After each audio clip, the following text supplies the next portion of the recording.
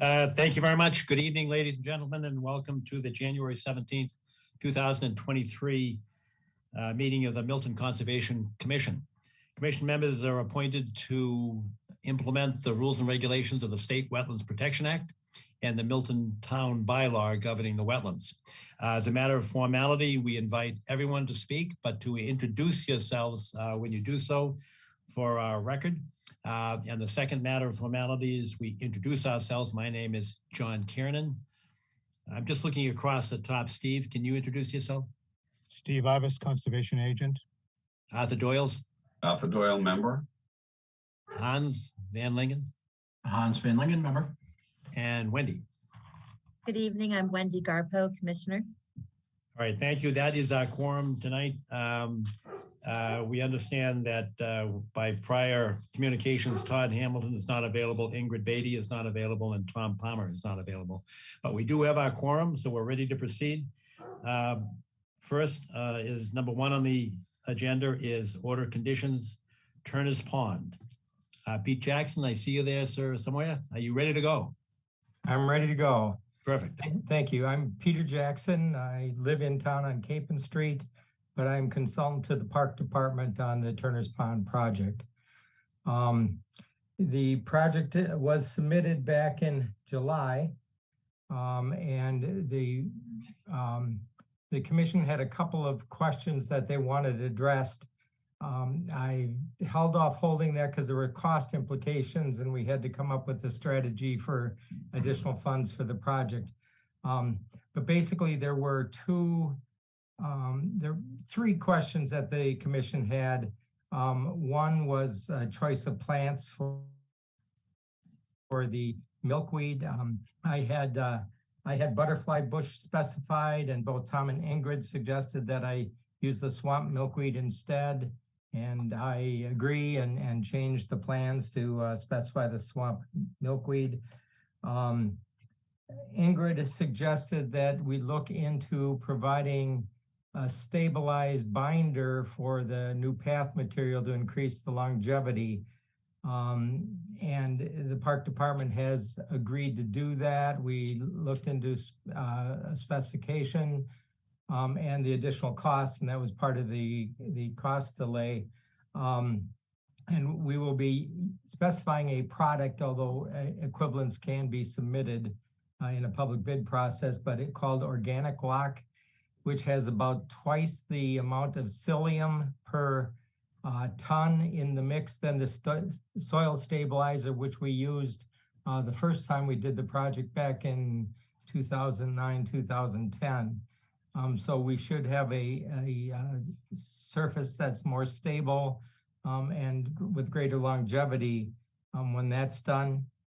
The other question or suggestion from Arthur was to consider the grading of the path in areas where the path slopes from the inland side across the path, to make sure that we graded the path so that it could drain to the pond, as opposed to have a crown in the middle of the path. And that certainly will be done. That's kind of a field decision on a case-by-case basis. When we look at the surrounding landscape, which way it gets graded in there. So all three of those suggestions from the commission have been addressed in the resubmittal. So I'm hoping that that this solves those issues and you're able to issue an order of conditions, but I'll take any questions. Any questions from commissioners? Hearing none, I just alert the public to the fact that a request for revision actually requires 2 votes. The first one would be whether or not this would be a significant change. If it is voted as a significant change, it would require a new notice of intent. If it is not a significant change, that is, it's a minor change, then we would take a second vote as to whether or not to revise the order of conditions as the applicant has requested. It appears to me to be a minor revision, and I don't know whether or not any commissioners or abutters or members of the public have a comment or would like to ask a question about that issue. I don't see any hands raised. I hear no voices. Therefore, I will entertain a motion to consider this to be a minor revision to the order of conditions that we've already issued. Mr. Chairman, I will move accordingly that this is not a significant change, but a minor modification. All right, is there a second to that? I All right, second that, John. Thank you, Wendy. Any discussion? Hearing none, we'll take a roll call vote. Arthur, how do you vote? Yes. Hans, how do you vote? Yes. Wendy, how do you vote? Yes, And I, John Kiernan, vote yes as well. I'll now entertain a motion to approve the revisions as proposed by Peter Jackson. Is there such a motion? So moved, Mr. Chairman. Thank you, Mr. Doyle. Second. Wendy, thank you very much for the second. Is there any discussion? Hearing none, we'll take a roll call vote. Mr. Doyle, how do you vote? Yes. Mr. Van Lingen, how do you vote? Yes. Ms. Garbo, how do you vote? yes. And I, John Kiernan, vote yes as well. That's unanimous. Pete, thank you very much for all your good work and look forward to the conclusion and completion of this project. Very good. Thank you. Thank you for your time. Thank you, Thanks. Pete. All right, next on the agenda is enforcement order at 11 Wentworth Farm. Hi, good evening, commission members. I'm Jeff Kane with LAL Engineering Group. I'll be representing the homeowner, Nilesh Patel, on this enforcement order. I was brought in last week and filled in. Apparently, there were some issues, obviously, with the site out there. My understanding is that the entity controlling that site didn't have a good idea how to implement the limited amount of real requirements on that order of conditions. Mistakes were made. I think there was some statements made that were incorrect. The owner has acknowledged that. He called me in. Hopefully we can try to straighten this out. We did get a copy of the order. I did meet with Steve out there to try to address the outstanding issues. We believe we do have those addressed. And as far as the order goes, we'd like to try to move forward if possible. But I understand there may be some additional concerns with the commission that hopefully between myself and the homeowner that's on the meeting tonight, we could address. So I'm not sure how the commission wants to move forward. If you want to look at the enforcement order and how we've met the requirements yet, or if there's some other statements that need to be made. Well, I can give a little bit of background and then I'll hand it over to Steve Ivas because he had a direct involvement. But I learned of the situation. I'm going to have to guess as to the date. I believe it was either the 15th or 16th of December when there was concern raised about violations of the order conditions. And at that time, this is would be the week, well, 2 weeks before Christmas, the end of that week. And there was no general contractor on site, so we didn't have anybody to talk to. I had asked one of the commission members, Todd Hamilton, to speak to those that were on the site, and there was some difficulty because of a language barrier. And at that point, I sought the assistance of Kathy Bowen, who is a conservation agent at the DPW, as to who the general contractor was or the owner. We couldn't find them, but she called the assessor's office and I think identified Mr. Patel. And I had asked, now we're up a week now. We're now up somewhere around the 22nd of December. And at that time, we issued the enforcement order and had it served by Mr. Ivas on Mr. Patel. And I believe he has responded. During some of the communications with the general contractor, there was a suggestion that we failed to communicate. There was a failure to communicate, but it was because we couldn't find the general contractor who was not on the site. And we weren't sure who the owner was, but Mr. Patel has responded appropriately, and we thank you for that, sir. During the investigation, there was a storm coming that was supposed to be with us on the 22nd and 23rd, and the prediction was up to 3 inches of rain within that 24-hour period. So I asked Todd Hamilton, who's another builder in that general area, to clean the street. So he actually used his equipment and men to clean the street. The concern was that the debris would go into the storm drainage system. So he was kind enough to devote his resources to clean the street. And once we got Mr. Patel involved, I think things went along more smoothly at that point. But during our review and observations, there was a trench that was observed near the driveway that was not on, Jeff Kane, I think it was your original plan. And there seemed to be some discrepancy in the elevation. Part of that was addressed by, I think there was a new building permit that was required to, a foundation permit rather, to go, I guess, 1 cinder block row above the elevation.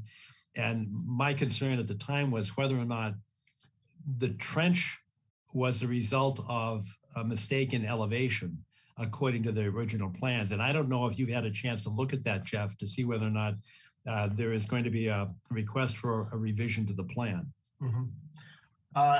Briefly, John, I have not dove into it enough to say to you why it happened or exactly what the circumstances were.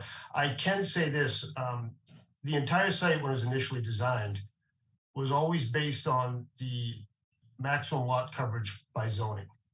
And all the water and runoff on that site was based on that design, the maximum impervious area. And on our site plan, we have this water routed one way or the other.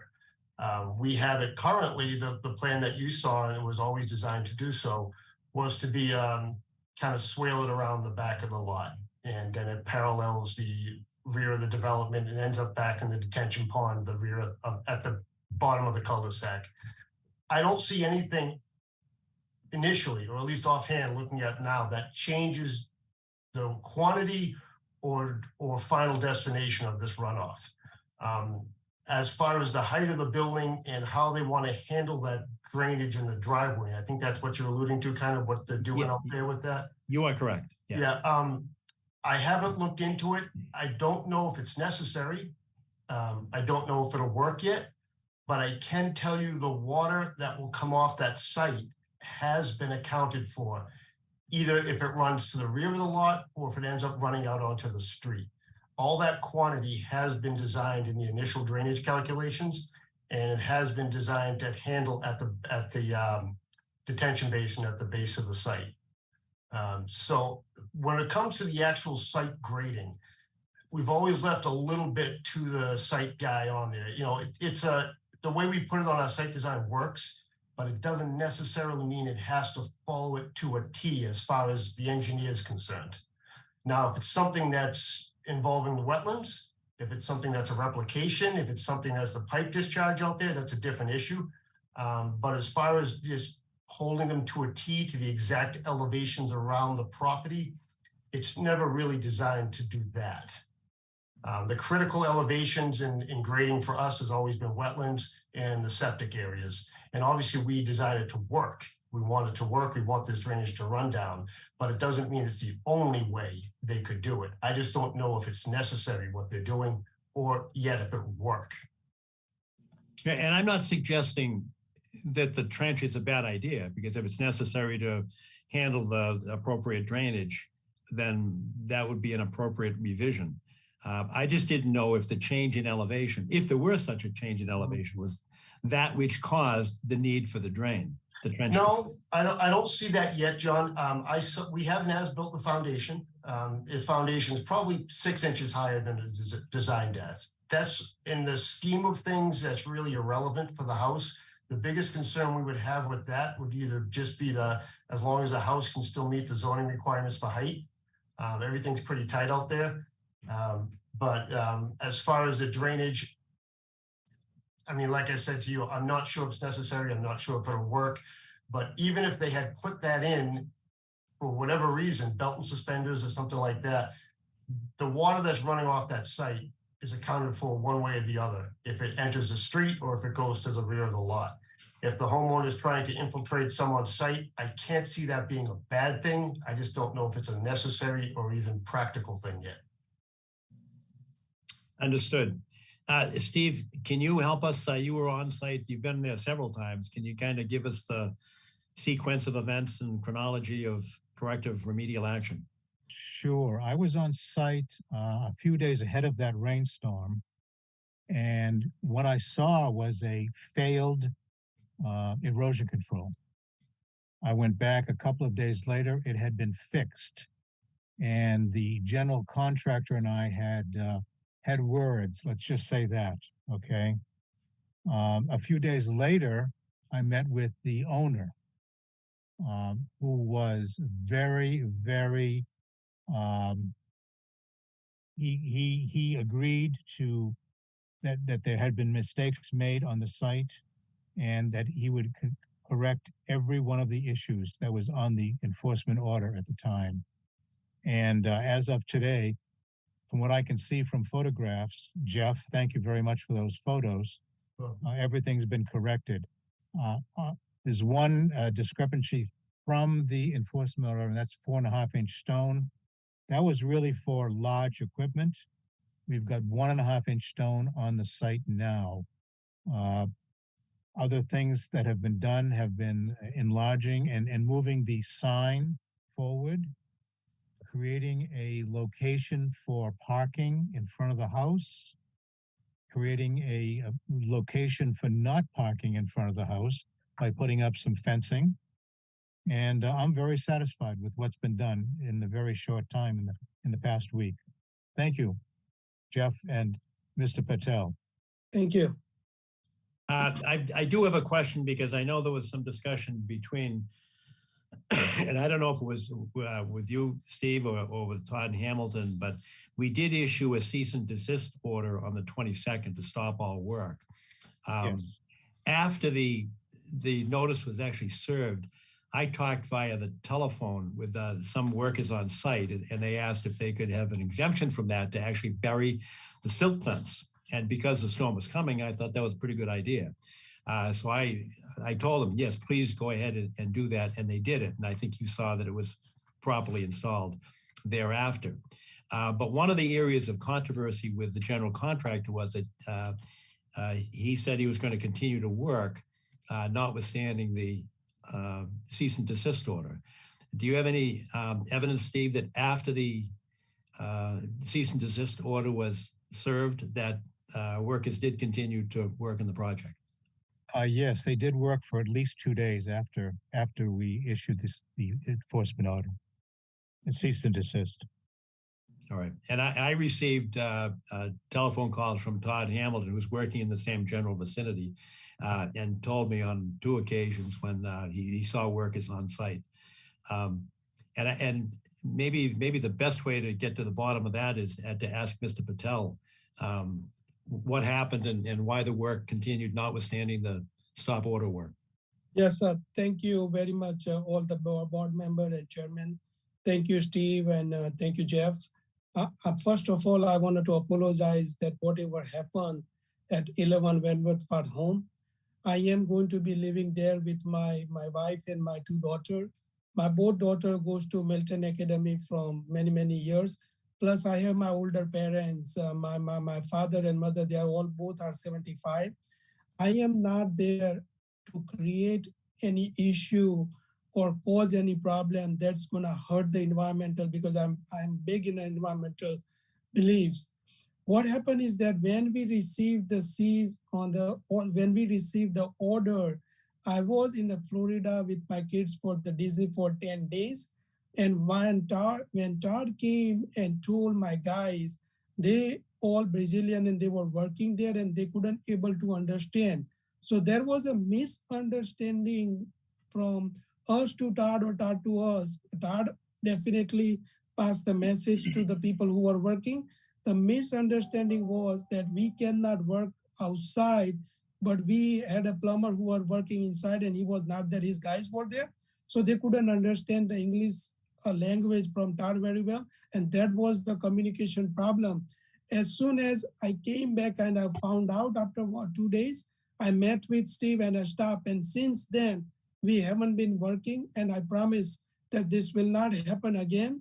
And we will make sure that we follow all the orders. And I'm really good friend also with Todd because, he's there. He's the one who's making sure everything is what's going on in that development. So I will make sure that this will not happen again. And I'm really sorry what happened.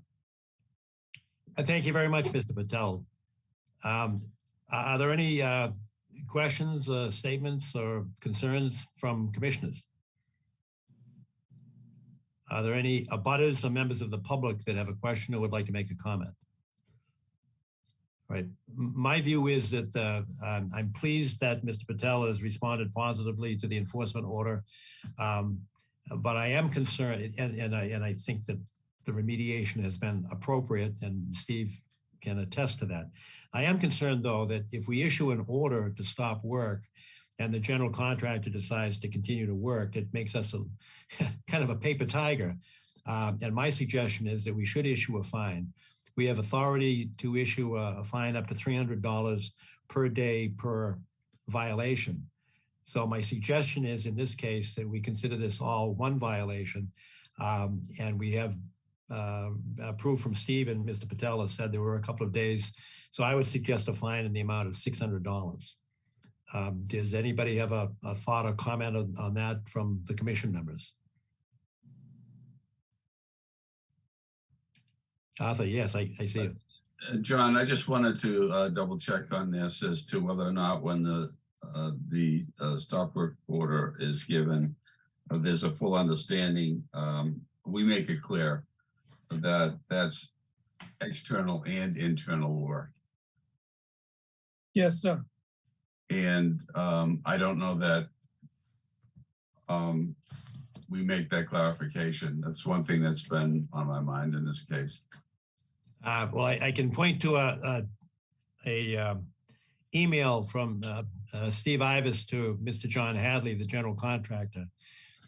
And Mr. Ivas said quite succinctly, stop work means stop work. And that was about as clear as it can get.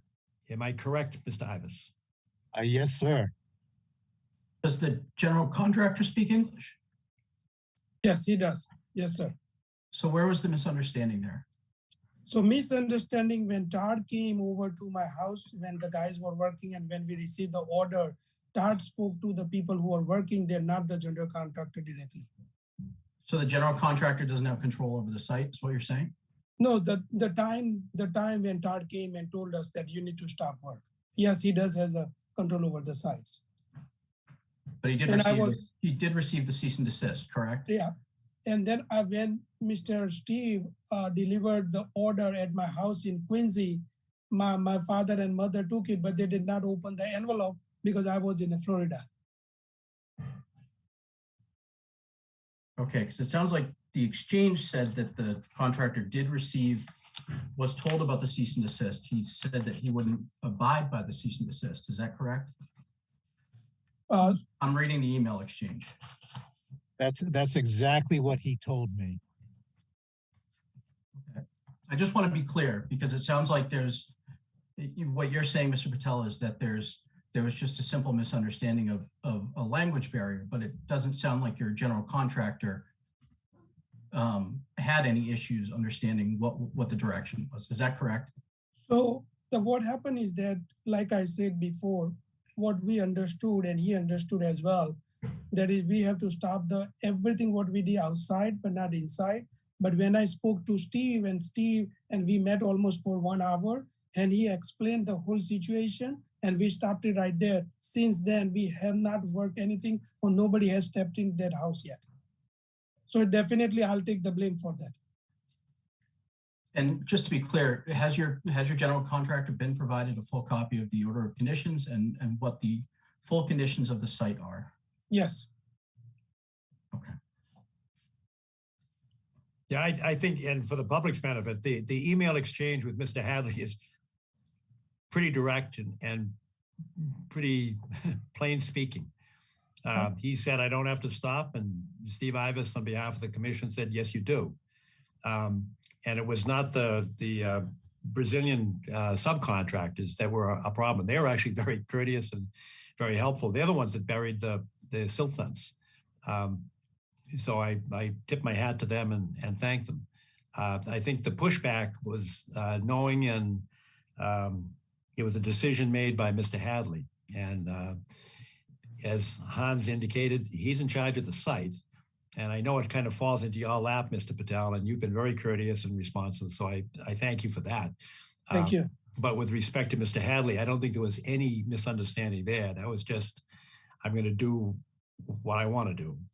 notwithstanding Steve's directive, stop work means stop work. And that's why I think a fine is appropriate.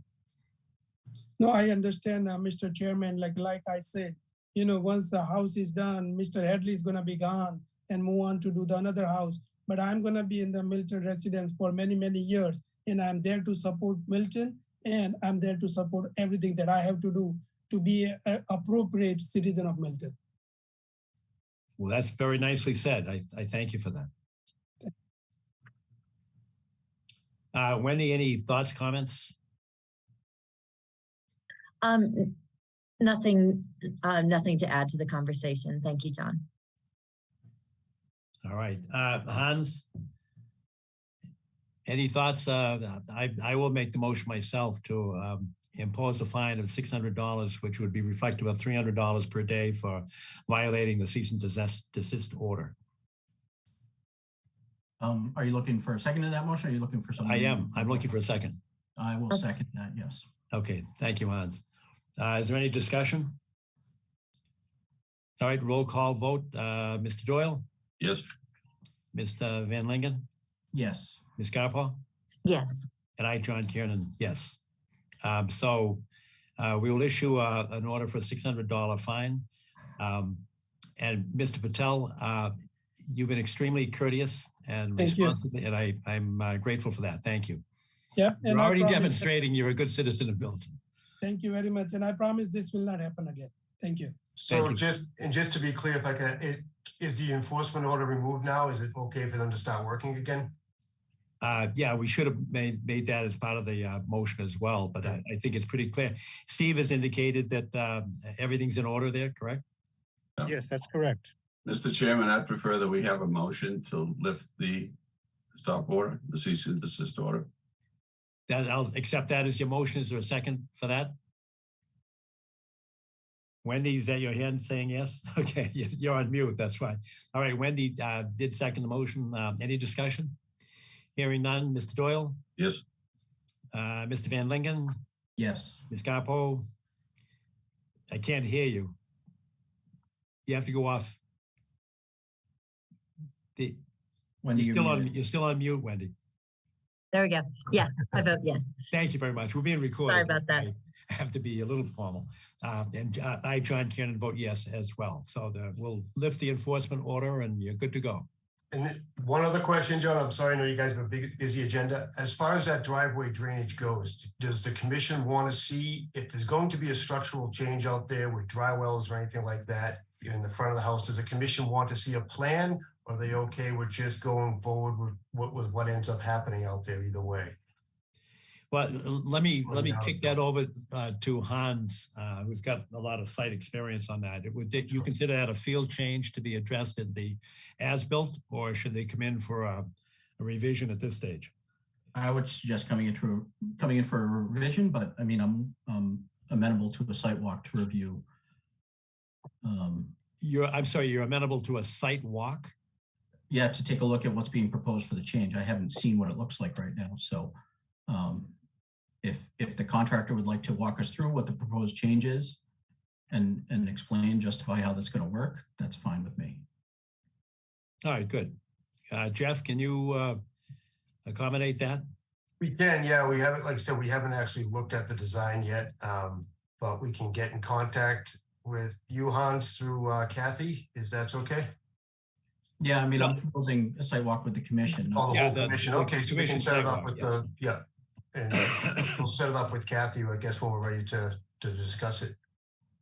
How much time? Because it's probably best to set a date. Yep. While we're in session. Sure. When's your next field visit scheduled? We don't have one. Okay. How much? Let me flip it around on you. How much time would it take? I mean, could you do it in 2 weeks? Yeah, absolutely. So I don't have a calendar. This Saturday is 21. The next Saturday is 28. Yes. You tell us, is the 28th too soon for you?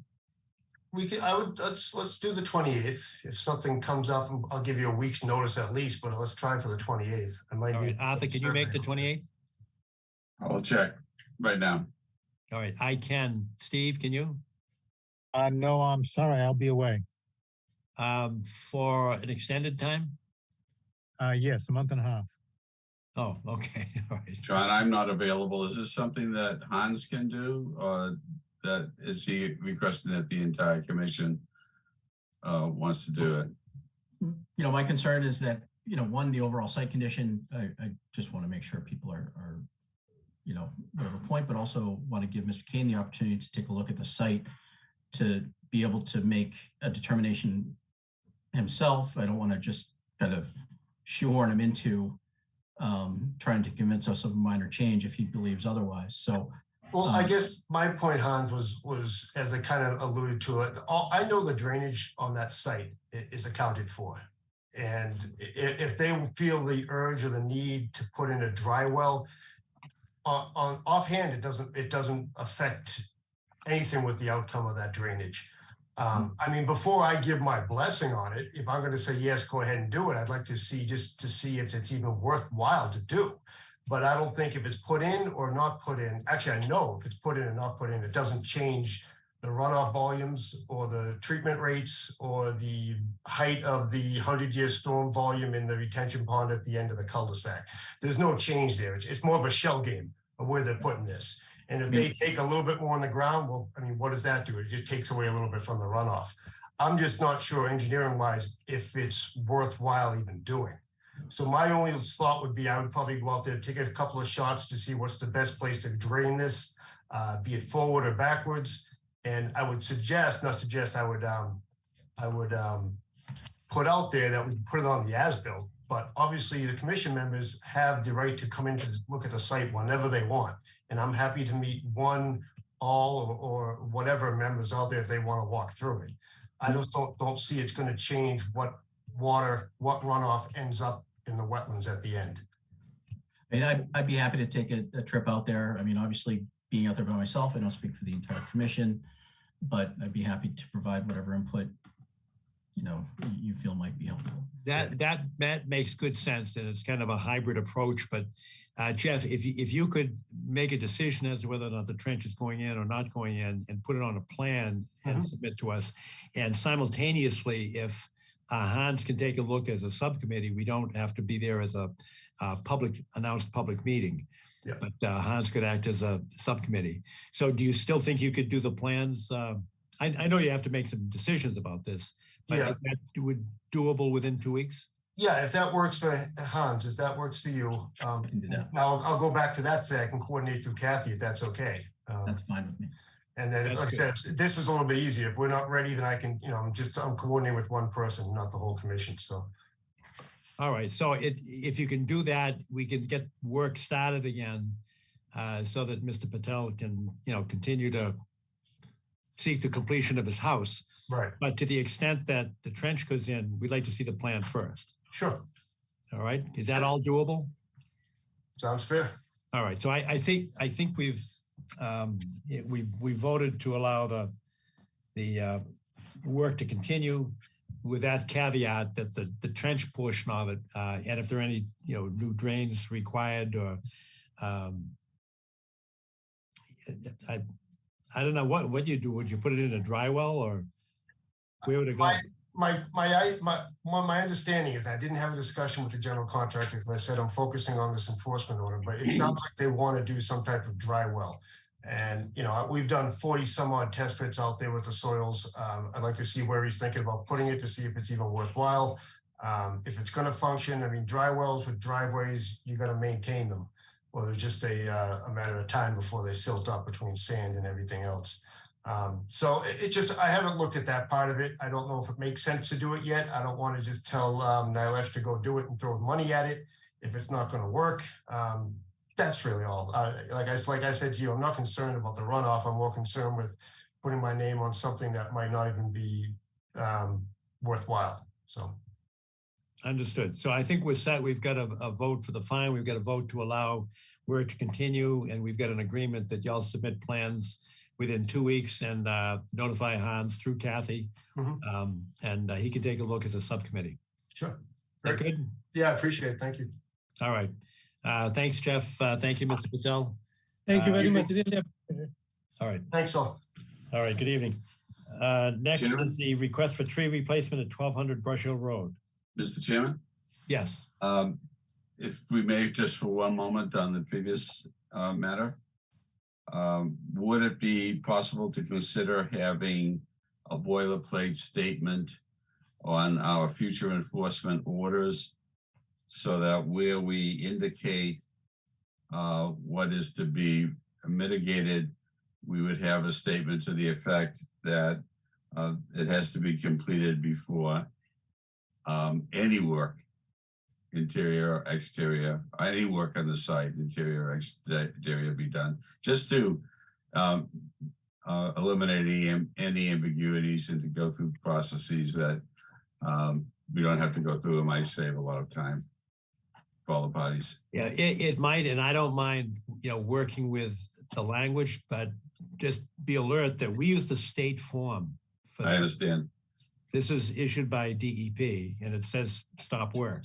Right. The notation that I'm referring to is one that was handwritten on the form that said completed before work may continue on site. So if we're going to do that, that we might be more explicit. The simple answer is yes. Great. I agree. I agree with that. We'll be as explicit as is humanly possible. It looks like there's a couple of spots on that order. You could put that in anyway, either item number 2 or under B under the finding where you're just specifying the specifics. I'm sure you could just add a sentence to that. Great. Agreed. Thank you for this consideration. Of course. All right. Thank you very much. Are we ready to move on? Thanks all. All right. Thank you. So we're now on tree replacement, 1200 Brush Hill Road. Ned, do you have that? On that one, yes. Thank you, John. Members of the commission, Ned Corcoran, representing the Brush Hill Care Center.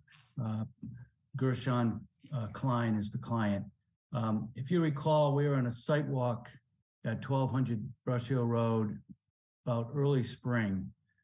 There was a combined site walk with the Planning Board, the Shade Tree Advisory Committee, and the Conservation Commission to review some trees that had been removed and some stone wall that had been removed from within the town's roadway layout. There were a number of trees that had been taken down that were in really poor condition. And the client, who is based in Brooklyn, New York, took them down for safety reasons without any understanding that there was a consequence to removing trees within the town's layout, and ultimately, as it turns out, at least also within the Conservation Commission's jurisdiction, as there is a wetland resource owned by DCR across Brush Hill Road.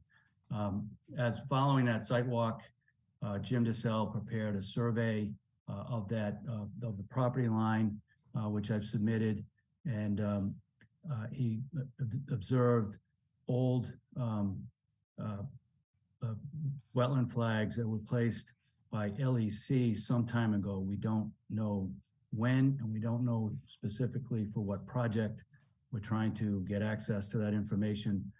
Don't have that yet, but there were flags. And so based on those flags and other observation, Jim surveyed and included on the plan a copy of the sort of the 100-foot setback. And if I can share screen, I can go to those two, the plan, and show specifically now what we're requesting. Please do, Ned.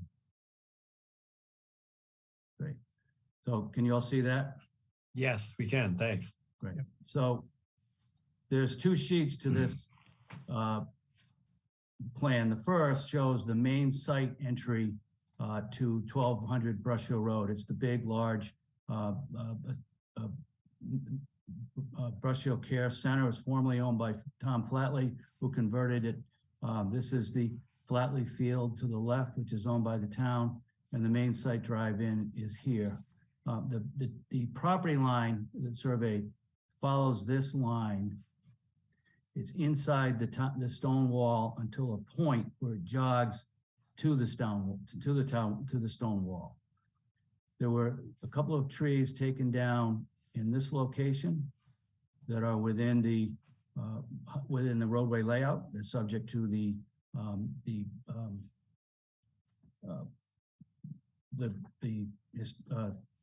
scenic road bylaw. And on the second sheet, which takes us further up the hill towards Blue Hill Avenue, there is a secondary access point here, and there were another set of trees that were taken down. There were 4 trees here, a third one that's within the town's roadway layout, and 3 inside the stone wall. You can see this line, which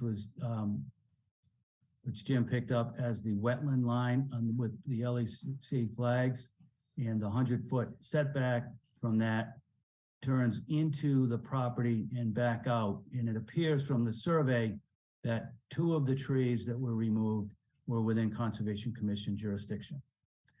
We've done a number of things since the survey was done. We have met with Branch Lane and the Shade Tree Advisory Committee for their recommendation. We started a hearing with the planning board, but the outcome of that depends this determination this evening, if there is one, and a modified plan for the replacement of the stone wall that was also removed. And that's within this area. There was a stone wall that was removed, and we have an obligation to replace. That's outside of this commission's jurisdiction, but it's part of the bigger picture. So we reached agreement with the Shade Tree Advisory Committee on tree replacement associated with the 3 trees that are within the town's layout, one of which needs concurrence with the commission because it's also within the commission's jurisdiction here. And that's, I think, a 12-inch stump.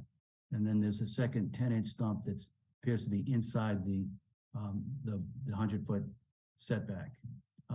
I laid it out in a letter that the Shade Tree Advisory Commission and Branch Lane proposed 4-to-1 replacement, 4 trees for each one that was removed.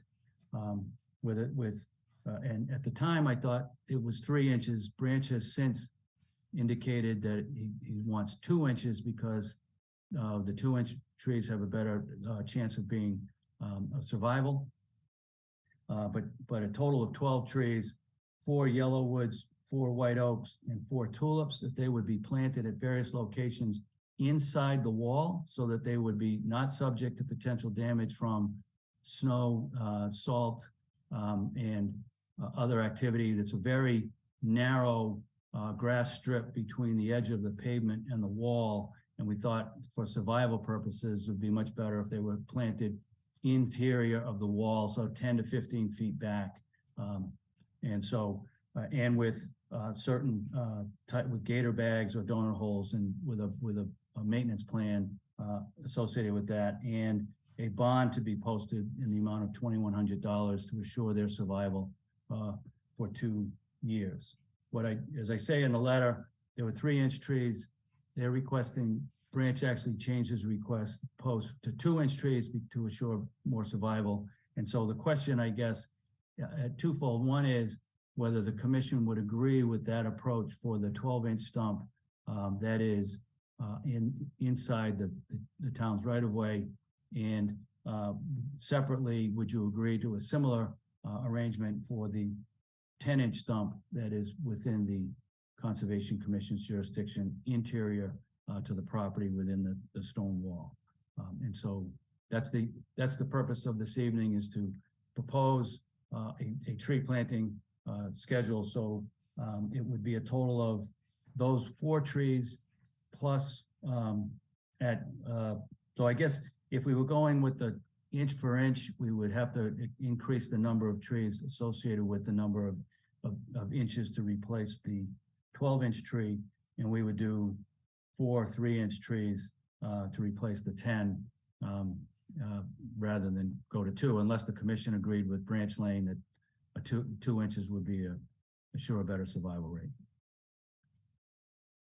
Well, I don't think we'll get hung up on the survival rate, because whatever size, they should be designed to survive. But we're kind of hung up on the math part of it. Sure. Now, the inches that you're referring to, is this diameter? It's not circumference, correct? It's the diameter of the stump. And so we don't know what the diameter or circumference would be at breast height because the trees are long gone. We're going with what's what we know is that the size of the stumps that are remaining. All right, from a mathematical perspective, I don't think it matters whether or not you use diameter or circumference as long as you're consistent. But we do require the same number. So the way the reg is designed, it's the sum of the circumference inches must be replaced. So it would be the same, the sum of the diameter inches must be replaced. So if by going from 3 inches, 4 times 3 would be 12, that would be appropriate for the 12-inch stump. But if you go to 2 inches, you've got to increase the number of trees. Understood. And so I guess so as I understand, the obligation here obviously is to replace the number of inches. So we need a total of 22 inches between the replacement of the 2 stumps. And however we break those out relative to where we net out with branch, I guess, on the size of the tree would be appropriate. You are correct. Okay. Right. If the 2 inches have a better survival rate, then we agree with that. Okay. We're trying to have trees that survive. Right. But as long as the math works out. Okay. So you would have, if they're 2-inch trees, you'd have 11 to get to the 22 inches. If there were 3, you'd have 7 point something. Right. And we proposed 8. So, we started with the proposal of 8 if there were 3-inch trees. Right, which would be fine. That would be 24 inches. Right. So what would it, if you add them up here, which one are you? I'm looking at your letter. You've got 4 yellow wood at 3 inches per tree. Are you changing that to 6 yellow woods at 22 inches? No, that would the 2 trees that are within your jurisdiction that would be subject to this caliper issue would be the 3rd and the 4th. The 3rd, which is to replace the 12-inch stump. Yep. Would be 4 tulips or 6 tulips at either 3 inches or 2 inches. And then the last to replace the 10-inch stump would be 4 3-inch trees of a specimen to be determined. The Shade Tree Advisory Committee had a particular desire for 4 of each of those 3 types of trees. They thought it would be more pleasing and a more appropriate set of trees. We could do, an additional yellowwood, an additional white oak, 2 additional tulips to account for that 10-inch stump. I don't know if the commission has a particular preference of the type of trees that they would like to see, other than sort of add on to what was agreed to with the stack. I don't have a particular preference as long as they're native. Right. But I always defer to, Wendy and Ingrid and Tom Palmer and Steve and, those that are much more conversant with the different kinds of trees. Steve, do you have any thoughts on the kinds of trees? No, this is a good list, John. Okay, as long as they're native, then we're good. Yes. Yeah, and they have and the stack has a list. And we went through the list and they picked out the 3 types of trees that they thought would be most appropriate here. All right, so that if on the 4th line there where you get 4 3-inch per tree, you're going to need 5 2-inch trees, correct? We need 5 2-inch trees. If we go with the 2 inches, it'll be 4 3. So so perhaps the best thing to say would be 4 3-inch tulips or 6 2-inch tulips and 4 3-inch or 5 2-inch of a combination of the 3 types above. You are correct, sir. Okay. That makes sense. Steve, did you get all that? I did. Mr. Chair, I just have a comment. Yes. That's a scenic road. And the yellowwood is cross-seasonally a very, very attractive tree, contrasted with the tulips. So my suggestion would be, if you're going to have a ratio, that you might have more of the yellow woods than the tulips. Okay. We can, happy to make the trees that replace the 10-inch yellowwoods.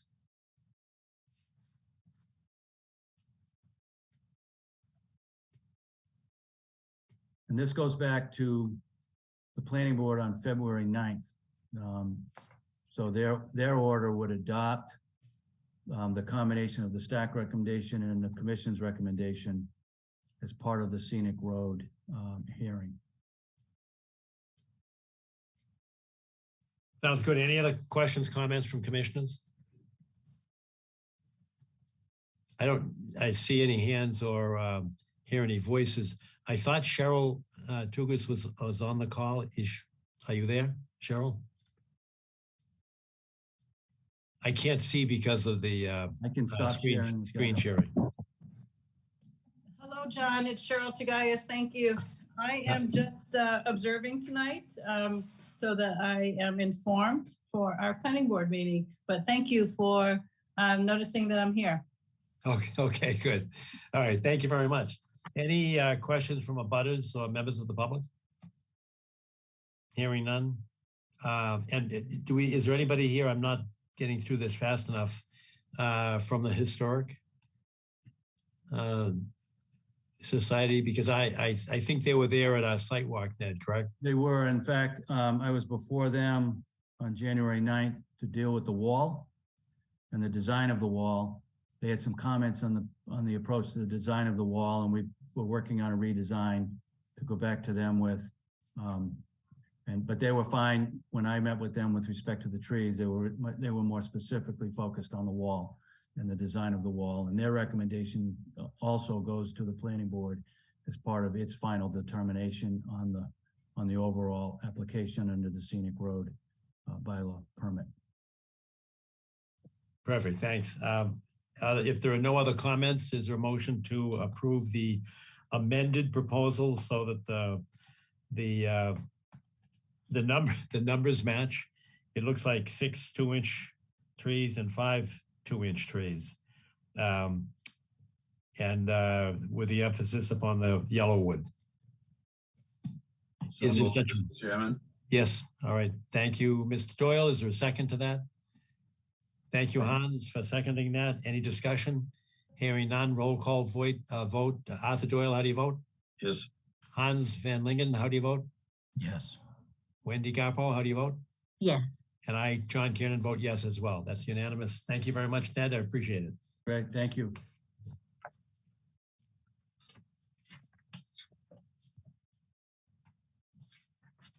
Next on the agenda is notice of intent 9 Myers Lane. Hey, good evening. Hey, good evening. Let me share screen.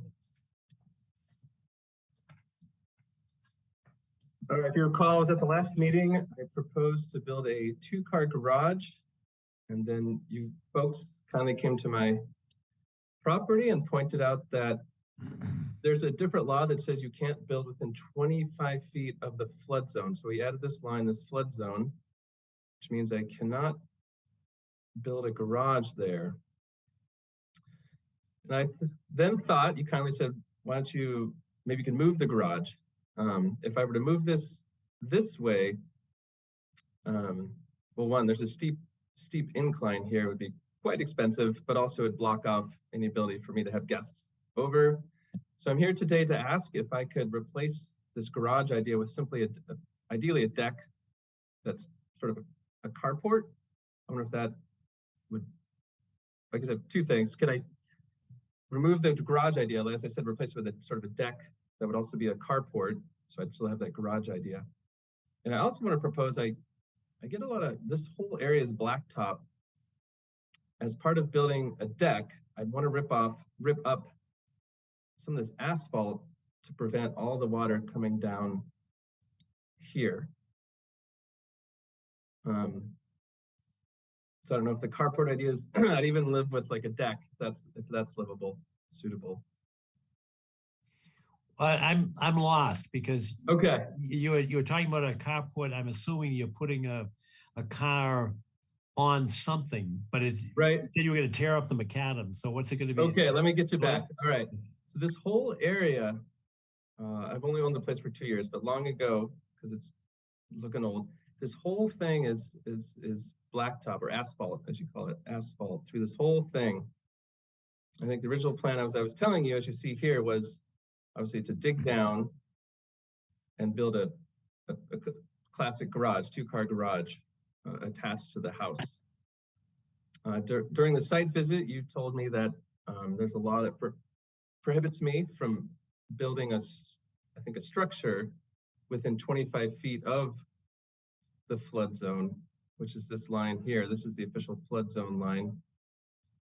I think in my mind I was close to it, but now I understand that I can't build a structure within 25 feet of the flood zone. So I'm wondering if an alternative is I could build a deck.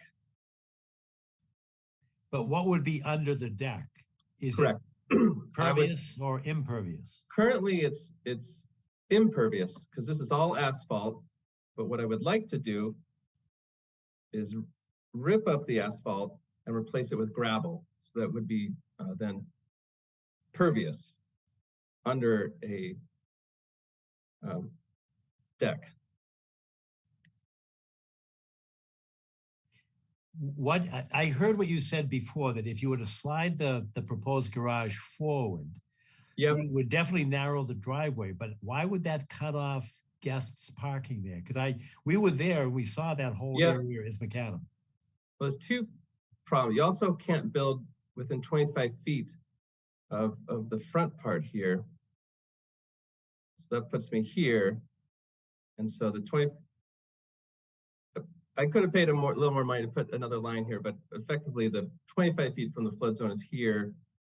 I'd effectively have to put it To the front of the house. or to the front of the house. That's an idea. No, not on the front, but Forward here. Yes, exactly. But this itself is 27 feet where it's at. So I can really only move 2 feet forward because there's also a zoning residence says I can't build within 25 feet of the front property, right? So I'm kind of running into, I can't go too far this way. I can't even build in here. So that's why I'm proposing an alternate, which is, all right, I'll give up on the garage. Could we build a deck, ideally a carport / deck?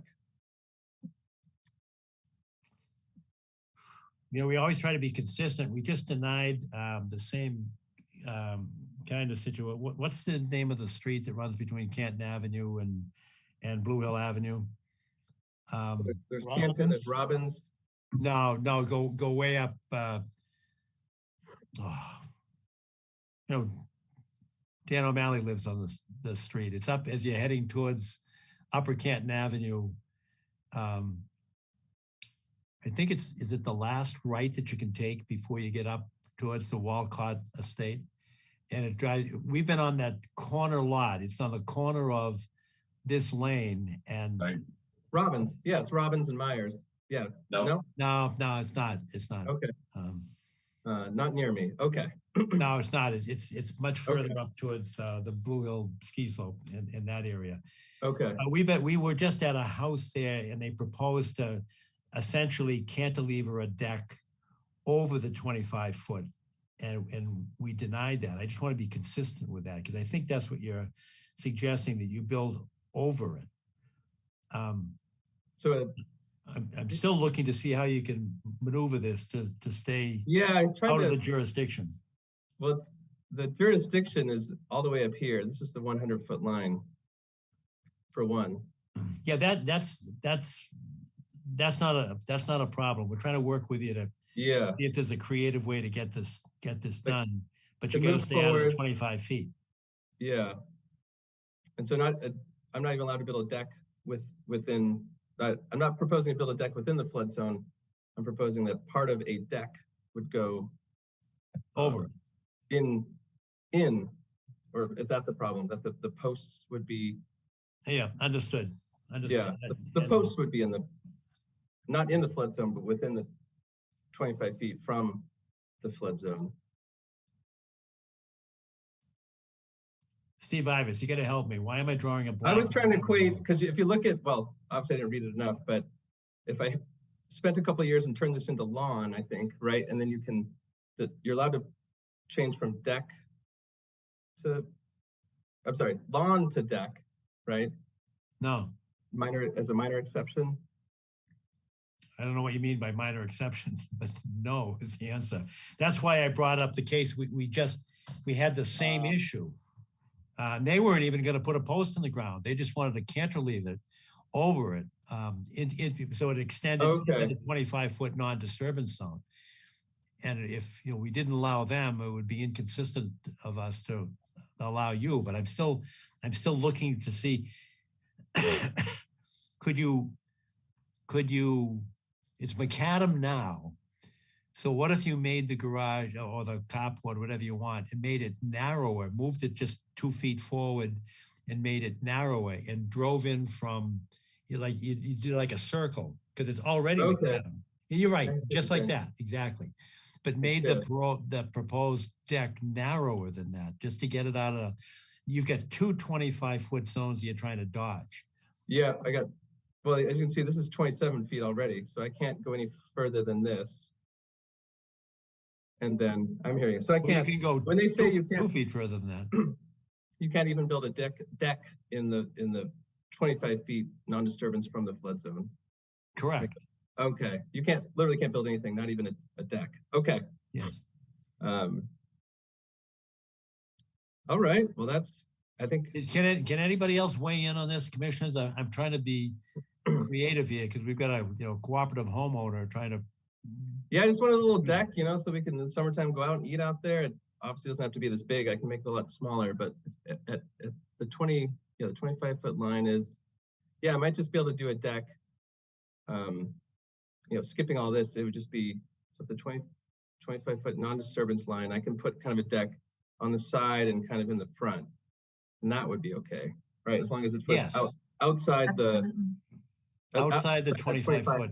Okay, I was interpreting that wrong. Like a deck would be fine, but literally nothing in the disturbance, the 25-foot zone. Okay. Yes, yes. Correct. Okay. So I can build a deck so long as it's, as I say, outside that 25-foot disturbance. Correct. So And in that this case, it would be 25 foot is not there on your plan. It would be easier to be creative and kind of move it around if we could see the line. And you might want both your lines, What's that? John, both lines. Put Yeah. So this is the 25 flood zone, and in the zoning line. You need to, I'll put that on the plan as well. then since I'm going to a deck, do you need me to, I guess, pay the engineer again to put the deck on here, or is it okay? Yes, yeah, we need a plan to show that it's outside Okay. of 25 feet.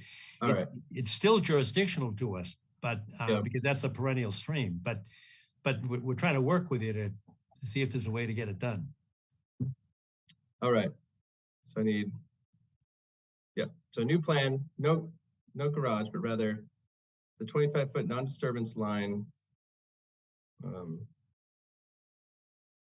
And then put the 25-foot zoning line, and then you can actually see where the deck could be, and the engineer could give us a conceptual design as to where it would go and how it would fit inside that buildable area. Yeah, and just in case you know, when they say this front yard 25 feet, does that include a deck? Right, like I could have deck. I here, don't right? know the zoning. Okay. I Yeah, don't because know. at this point, as I said, this is 27 feet. So it's looking like I can only build like a 5x5 deck if this applies to decks as well. I don't know where you get those numbers from. Well, this is 27 feet to the proposed Front, yes. garage.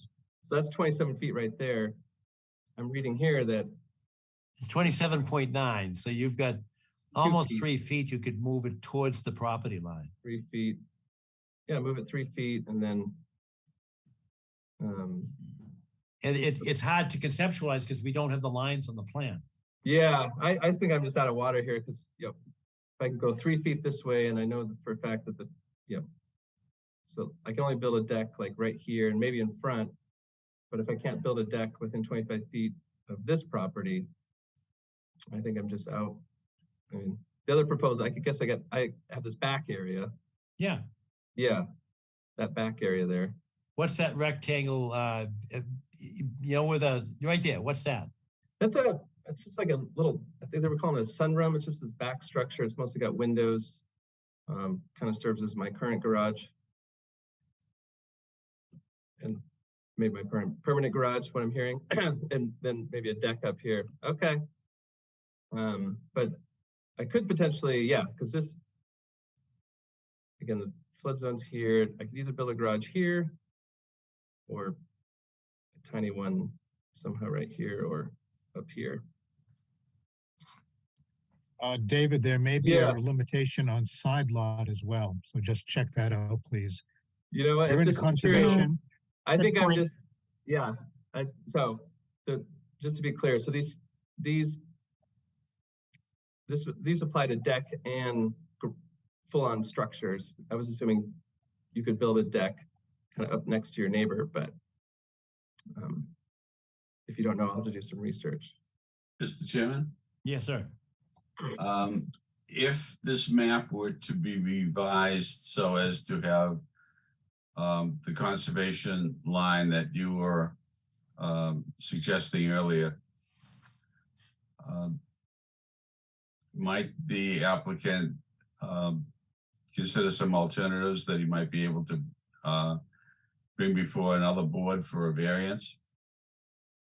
And there's nothing to preclude a request from a variance. We can say that it would be granted or not, but at least that's something that the applicant could consider. Yes. Bringing before that other board the information from the Conservation Commission saying this is jurisdictional, and I suspect that David, you really would prefer a garage than a deck. Yeah, but as I said, I was willing to go for a carport or deck. Yeah, I understand, but just to help think this through in terms of all of the options that might exist. All right, so I appreciate that. Another option is to get a variance. If they approved it, then it would be coming back to the commission to see what you thought, right? Well, if it's outside, as long as you're outside of the 25-foot non-disturbance zone, then it wouldn't be an issue for us. right? Okay, that's good to know. I see what you're saying. Variance would be maybe let me build closer to my neighbor. The big rule here is outside the 25-foot Yes. non-disturbance. Okay. Yeah, learning a lot here. I didn't know if that applied to decks, so now I know. All right, I think that ends my current course. I can't think of anything else. Although I would ask, is it okay to convert asphalt to gravel to improve drainage? Is that something that Sure. needs That like sounds an like a good architectural idea. drawing? Or is that something I can just do? Because they're kind of get all, as I said, this is all asphalt. The water just kind of runs down and generally just sits here, but I worry if I don't create better drainage, some of it might go to the brook. So my question is, can I convert, while I figure out if I can have a deck or not, convert some of this asphalt at the bottom here to gravel to improve drainage? It sounds like a good idea. If that's all you're doing, the fastest way to do that would be to file a request for determination of applicability. That sounds like a no-brainer. If you're making the drainage better, the reason that you'd have to file something, and I suggest an RDA, request for determination of applicability, known as an RDA, is because once you start grinding up the asphalt, that can create a real problem for the brook because you're using things that should not be in the brook. Fine. What's that? I've heard nothing from Karis, so I wanted to just check in and see if you had any updates. No, I talked to Nick about it today too, to see if Arthur, he, you're not on mute. Perfect. Thanks. All right. So does that help you? All right, so to remove asphalt and replace with gravel, I need a request for determination. Applicability. Yes. Applicability. Permits of It's a applicability. streamlined process I know we're sounding like, we're bureaucrats throwing up obstacles. We're trying to work with you here, but we have to be consistent in our application of the law. Okay, and that's, well, I'll figure it out, but similar, it'll result in a hearing, or is that? Kathy Bowden will have the form for you, and it's pretty quick. Okay. All right. All right. All right. Thank you for your patience with Thank the you. process. All right. All right, next is number 5, notice of intent, 370 Hillside Street. Yes, Jared McGonigal here for Ivy Studio with the landscape designers. Hey, good evening and welcome. Good evening. Thank you. What is the most recent request? Artie is not on the call tonight. He was the engineer on record. He was told at the last meeting that he did not need to attend this meeting. We have submitted a revised planting plan to Mr. Ivis and Mrs. Bowen, and I believe there was some wetland scientist work for Artie's consultant. Those were the 2 items on my list from last meeting. Steve Ivis, have you had a chance? We have in our packet the email to you and to Kathy with the revised copy. And it says we have eliminated the juniper plantings around the driveway, thus pulling all plantings further away from the 25-foot no disturb side, and instead adding 2 river birches for more of our focal view from driveway. I trust this meets with your approval based on the previous feedback and discussions. And I have in my hand the plan from Ivy Studio. Steve, do you have a reaction to this? Yes, it's a fine plan. Just in the future, Jared, isn't there a cat mint that is a native? You've got a non-native cat mint. It's a tiny little complaint, but we should look for non-native plants whenever possible. That's all. Yeah, Otherwise, we we're fine. You mentioned mint. Yeah. Right, mint before. Yes. We like the cat mint for the flower value, and it actually does provide bee habitat. The flowers as pollinators. I know because we get a lot of complaints around pools where we planted, oftentimes. Isn't there a native cat mint? Not that I've come across. Fassini is the one that's the hybrid I think that you're thinking of that's Japanese.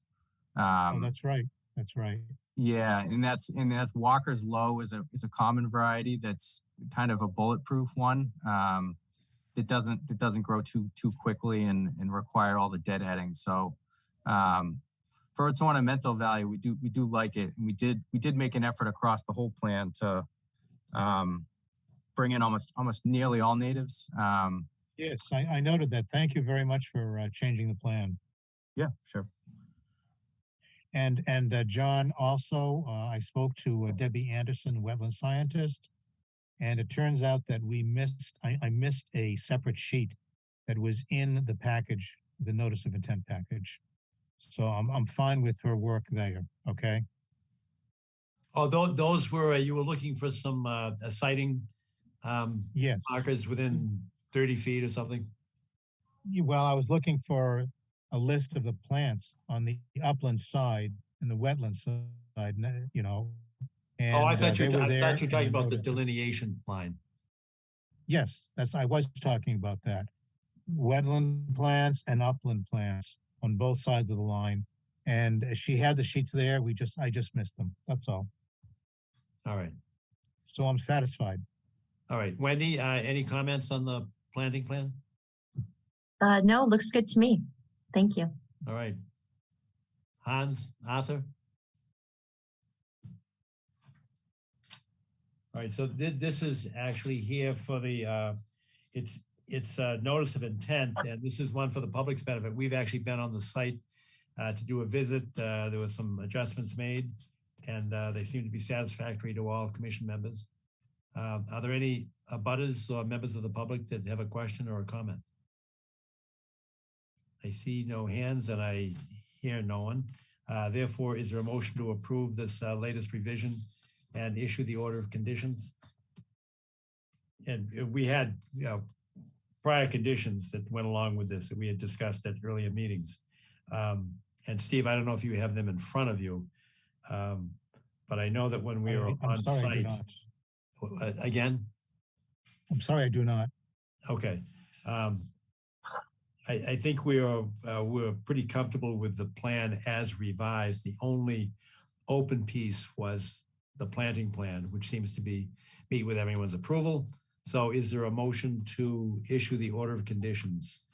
And again, Jared, we have our, what I call boilerplate conditions that, hydraulic equipment, gas powered engines can't be stored overnight within our jurisdiction and they cannot be refueled within our jurisdiction. And those are included in all of us. We also want any kind of pre-construction meetings, notice to Mr. Ivas or Ms. Bowen, so that we can, any construction can begin after, it would probably be Steve to make a visit to the site to meet with the contractor. Now, is that after the erosion controls are installed? Exactly. Perfect. Yeah. Okay. Perfect. Yeah, So- we'll be the primary general contractor. So we'll be meeting with Mr. Ivas.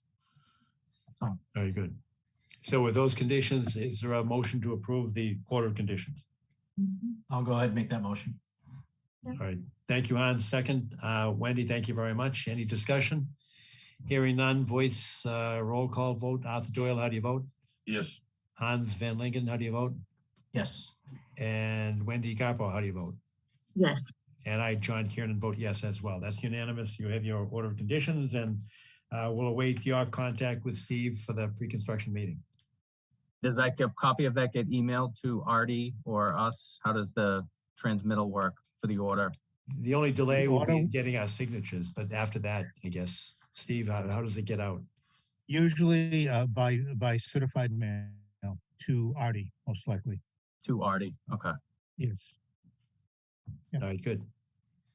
great. Thank you. I think we're all set. Jared, thank you very much. Have a great night. Thank you. You too. Thank you. Next on the agenda is number 6, which is the notice of intent for 16 Armour Road.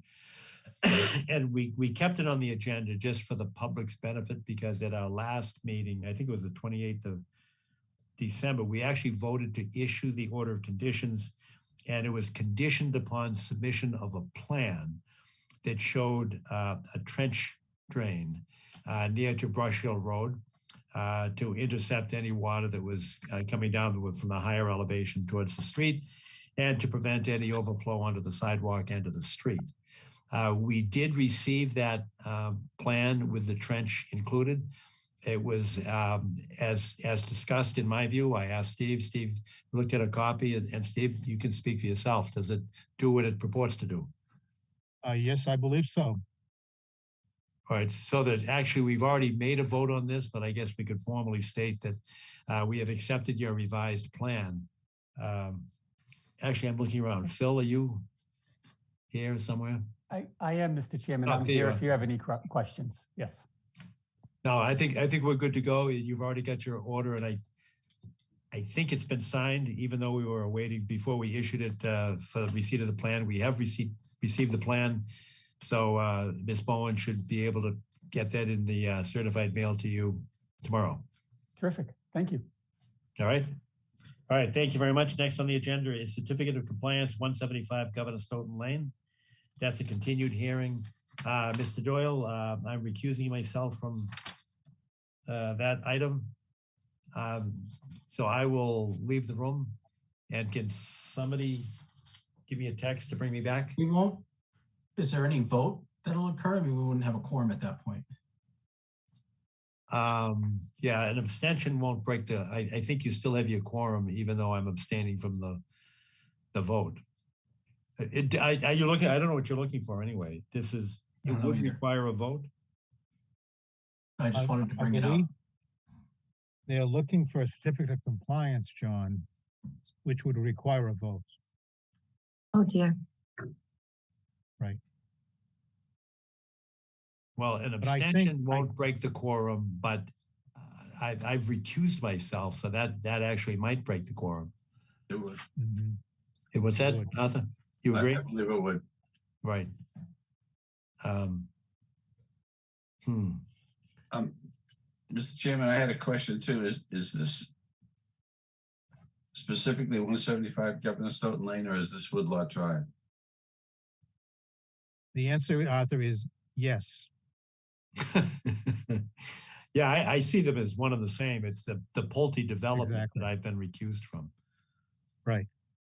Right. Um, And they've got a long way to go for the stabilization of the soil inside basin number 6, by the way. So I'm not sure we should even bring it up at this time, Mr. Chairman, or Mr. Acting Chairman. Anybody here from Pulte? From Pulte to say otherwise or to plead otherwise? What if we I don't would see any. defer this until the next meeting? Yes, you Under the should. Circumstances? At least the next meeting, because we won't have, let's see, that would be only February. You need to have that stabilized and growing with grass on it in an area that has been problems with stabilization now for at least 1.5 years or 2 years. So we want to make sure that that area is stabilized. In my opinion, Mr. Acting Chairman. I put this Shall I off. leave while you're deciding that? I want no part of this. Right. I would put this off until at least May or June, frankly, if it were up to me. Oh, what if we were to consult with the party and see if they're acceptable to that, deferring it minimally into our next meeting for further discussion? Okay with me, Arthur. Hans and Wendy, would that be acceptable to you? That's fine with me. Yeah, that sounds good, Arthur. Why don't we take that approach? And Steve, can you contact them? I'd be happy to. Appreciate it very much. Back to you, Mr. Chairman. All right, we're moving on now. Number 8 is Brush Hill Lane and 0 Milton Avenue. They have, in writing, requested that this be taken off the list. You know, typically, in order to track a project, we give it a date. They've asked us to just pull it off our agenda, and when Boston is able to make a determination, and I have actually requested an official opinion from town council as to whether or not our jurisdiction is triggered.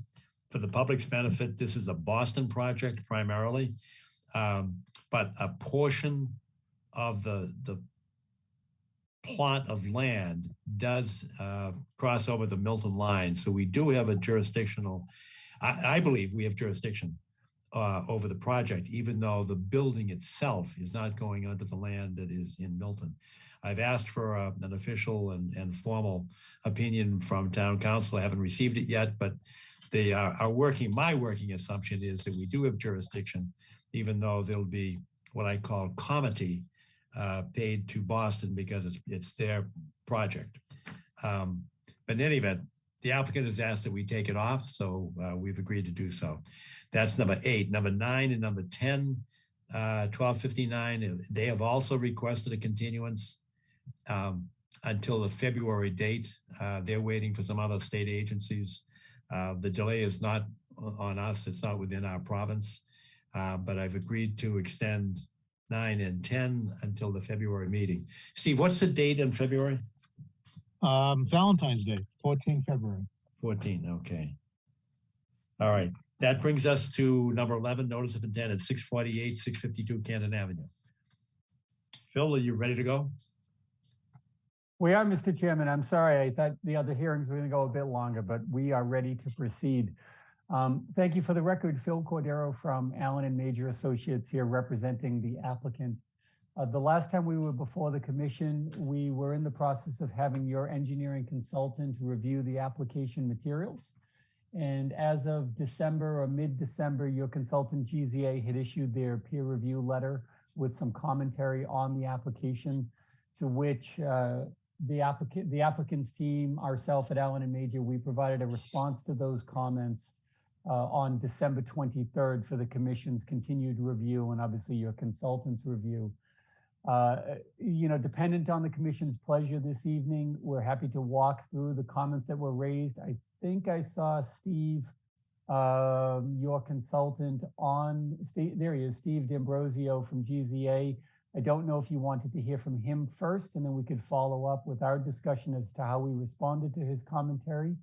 But we would look this evening to really just advance our conversations on the application now that the engineering review has been completed.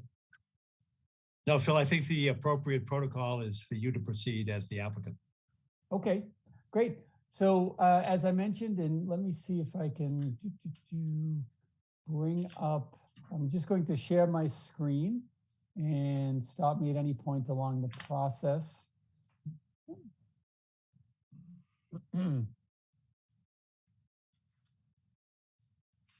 Okay, so just confirming that everybody can see my screen. This is simply the letter that went back to the commission and went back to the commission's consultant.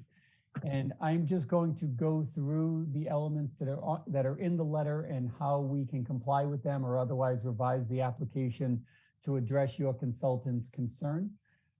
Number one, we have an outfall from a flared end section, and GZA had requested that we provide calculations that supported the length and width of the riprap that would appear at the flared end. We provided those calculations as an appendix to this letter, and we assert in this response one what those dimensions can actually be. So we have provided those to him. The graphical depiction that was on the plan was close. We were about 0.8 off in terms of graphical width, but we can easily accommodate the required width for the riprap spillway at the flared end here. And we have that in front of you. Comment number two from your consultant noted that all impervious areas are directed to an infiltration BMP, and our narrative contradicted that. We had to revise our stormwater checklist. We had inappropriately checked a box. Our narrative remains correct in terms of the areas that are captured and directed to an infiltration BMP, but there are some areas that are not, given where they exist on the site. That was really just a clerical revision to the application, and if necessary, we can discuss that in greater detail. Comment number three, GZA recommended the applicant provide sizing calculations for our isolator rows. As a reminder to this commission, our drainage is entirely subsurface. We are using StormTech plastic prefabricated chambers. And the first line of defense for those is an isolator row, which is designed to draw out sediment and give an area for sediment to exist without fouling up the system or otherwise clogging the infiltration pores in the soil below the system. We had provided to GZA, they had requested that we provide some calculations on the isolator rows. What our response was here is that we have, because of the complexity of our system, multiple isolator rows with multiple inlets to them. And it is our intention from the design is that our stormwater will flow between those systems as we've noted on the plans. But through final design, we may wish to add a manifold system to the end of each of our infiltration systems if the manufacturer deems it to be necessary, or if we need it for bypass purposes. So we simply narrated that back to your consultant for review. It is our intent that that water can move laterally side to side between the system without having to run the calculations of the volume of the isolator row between each of the rows of the stormwater system. So again, we can talk in greater detail about what all of these mean, but it was really just a technical clarification that we were happy to provide back to the commission or their consultant. Comment number four. Phil, yes, please. Can I stop you there a minute? Yes. Because I remember a similar discussion at 582 Blue Hill Avenue, and we were looking for certain specifications. And you said, well, that's going to be done at the post-construction phase. As I'm reading your comment here, or the highlighted section. It says the plans are considered permit plans. And once the plans get advanced into construction documents, the storm tech system will be coordinated with the manufacturer. Upon consultation with the manufacturer, if bypasses or manifolds are required, the plan will be modified to incorporate them into the design. Why can't we know that upfront at the permitting stage, as opposed to waiting until post-construction after the permit's granted?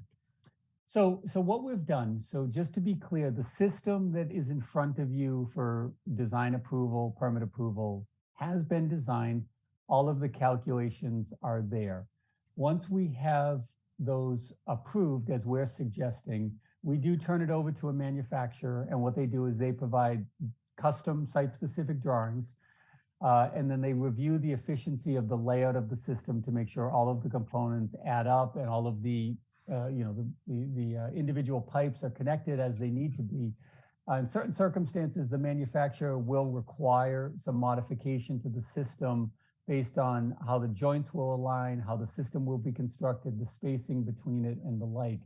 As we talked about, since you did, Mr. Chairman, reference Blue Hill Avenue, it's very common that once these permit drawings are approved, we advance it to a construction level and engage the manufacturer at that point.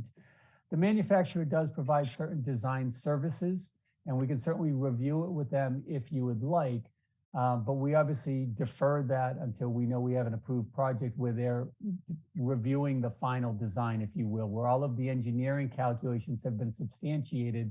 And at that point, we're just asking them to verify the constructability of the system for the contractor to do their work at the end of the day. So to more succinctly to answer your question, you said, why can't we do it now? It is a preference of us as the engineer. It is a preference of us as the application that we have the design approved, and then we have the shop drawings prepared as part of the construction series. But are you saying right now that although you're proposing this design, you don't know if it's constructible?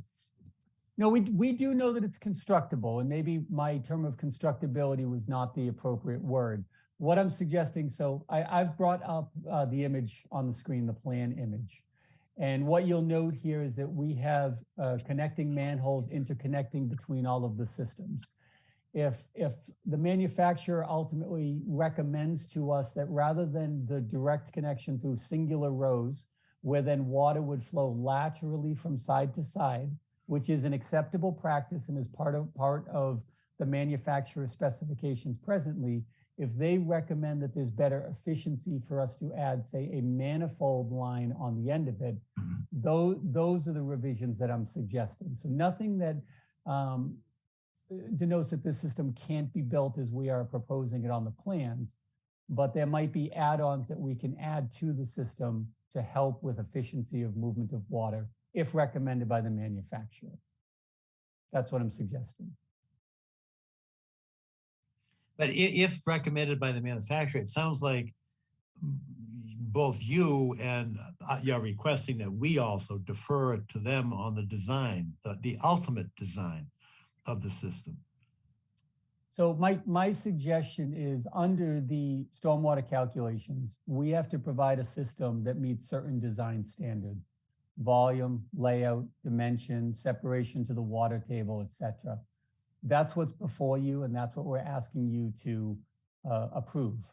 The final construction of the system really falls outside of there, as long as the system meets what you have approved in terms of the design standards, you and your consultant, of course, your consultant reviewing it from an engineering perspective. So we're not asking you to trust us and to go with us on the situation. What we're asking you to do is approve what's permittable under the stormwater management standards. Understood. All right, thanks. John, before you go any further on that, I mean, we can put something like that in a condition, and if there is a design change, then that would be something that the applicant would be obligated to bring to us as a design change. So, I mean, while there is a preference on the applicant to have that flexibility, I don't see any issue in having, the specific condition to what you're asking for. You agree with that, Phil? I do, said better. If there is a design change, we can bring it back in front of you and you can render a determination as to whether it's in compliance with what you've seen and approved, and it administratively amends the notice of intent or would require that we republish for a new notice of intent. You would retain that authority throughout the process. Understood. Thank you. Okay. Comment 4 is where we left off. The consultant was making a reference to the removal efficiency for a water quality swale, which should include a sediment forebay in their opinion as referenced on comment 4. What we are suggesting to them by our response is because our water quality swale, which exists behind our townhomes and only receives lateral flow, it does not require a sediment forebay according to the stormwater handbook in terms of the design standards. So we'll ask your consultant to review that and confirm that we are correct in that case. And that swale is the one that runs behind buildings 3 and building 5, our townhomes on the westerly property line. And we also noted in the response that we are providing check dams to meet water quality requirements throughout the entirety of the swale. But as you'll note on here, it is only receiving lateral flow. It's not receiving any direct discharge from a collection or conveyance piping that would otherwise require a sediment forebay. And I'll just draw you to, I'm just going to bring you to the section on the stormwater management standards. I'm bringing it up on the screen now under the swale, and I'm just going to zoom right in here. Pre-treatment is required to protect the filtering and infiltration capacity of the swale bed. Pre-treatment of pipe flows is generally a sediment forebay behind a check dam with a pipe inlet. For lateral flows, use a vegetated filter strip on a gentle slope or a pea gravel diaphragm. So we are going for the latter, which is the vegetated slope into the swale. So it is our opinion, and we've provided that back to your consultant, that the sediment forebay is not required. Can I ask you a sort of a general question? And I know that the term best management practices is often used, sometimes overused, and sometimes abused. So if I ask you, what's the best management practice in a particular, and I'm not limiting it to this, but just as a general concept, do you think that a sediment forebay would be considered the best management practice, even if it's not required, and I'll say a minimal requirement under the stormwater handbook? No, I wouldn't agree. I couldn't agree with you on that front. And I think the answer to that question is in the term sediment forebay. So the ask is, what is the purpose? And the sediment forebay's purpose is to draw sediment out of the water. Sediment is created by paved surfaces that are exposed to vehicular movements that have debris, sand, etc. That's what we're trying to draw out of the water stream. When we have this lateral flow from backyards, we're not trying to remove anything out of it. I understand that, but what I'm saying, my question is, you're saying that the stormwater handbook doesn't require the forebay. Mm-hmm. I'm asking a different question. Would the forebay be the best management practice to get the most efficient sediment removal? So I'm sorry that I'm not giving you a clear answer, but you're asking a question under a site-specific condition. The sediment forebay is not necessarily the best method to remove sediment. There are many, many other options out there for us engineers to use in the designer's toolkit. So it's not the best. You have to look at site-specific conditions to determine if it's appropriate. And what I'm suggesting by our response is it's not appropriate in this instance, as the consultant had suggested it was. It's not appropriate, or it's not required? Both. Mr. Chairman, if I may, Steve D'Ambrosio with GZA. Yes. I think it wasn't clear in the applicant's response was that they were still attempting or looking to pre-treat before it gets to the water quality swale. So the fact that they're looking to include a vegetated filter strip or a pea gravel diaphragm as described in what you're looking on your screen presently, I mean, that would meet the requirements, which are, it says, and I think in our response, our comment, it said a sediment forebay or equal. So in this instance, if they're providing a filter strip, then that would provide the pre-treatment necessary before it got into the water quality swale. But Steve, the same question to you, and that is, there's a difference between that which is required under the regs and what I refer to as best management practices. I'll give you an example. What if they use both? Would that be the best way, the best management practice to get the sediment out? Not necessarily, not in this application. Their flow is coming in laterally along the length of the best management practice. Their water quality swale. So a forebay is typically at the head of a drainage collection system, right? It would be at the head of, before it got into, say, the head of this swale. If all of the impervious that was being directed to this swale was at the head of it, at the top of it, then a sediment forebay might be a good answer here. But because it's entering the water quality swale in multiple spots along the length of the swale, it makes sense to treat that lateral flow with a different entity. So a sediment forebay isn't necessary here. I just think what we wanted to make plain in our comment was that pre-treatment was necessary before the water quality swale, and it appears that the applicant is providing that. All right, and what would happen if they change from that, single inlet to the manifold that we were just talking about, or am I in a different area? On the subsurface, so that's different. That would be their subsurface system. I think one question I have to Phil is, wait a minute, what about my question? Well, I want to ask about if they are relying on the isolator rows for pre-treatment. We are relying on the isolator rows as part of the subsurface system. So it would be pre-treatment, and that's what ultimately gives you the 80% TSS removal, Steve. Okay. Yes. So those would need to be sized appropriately.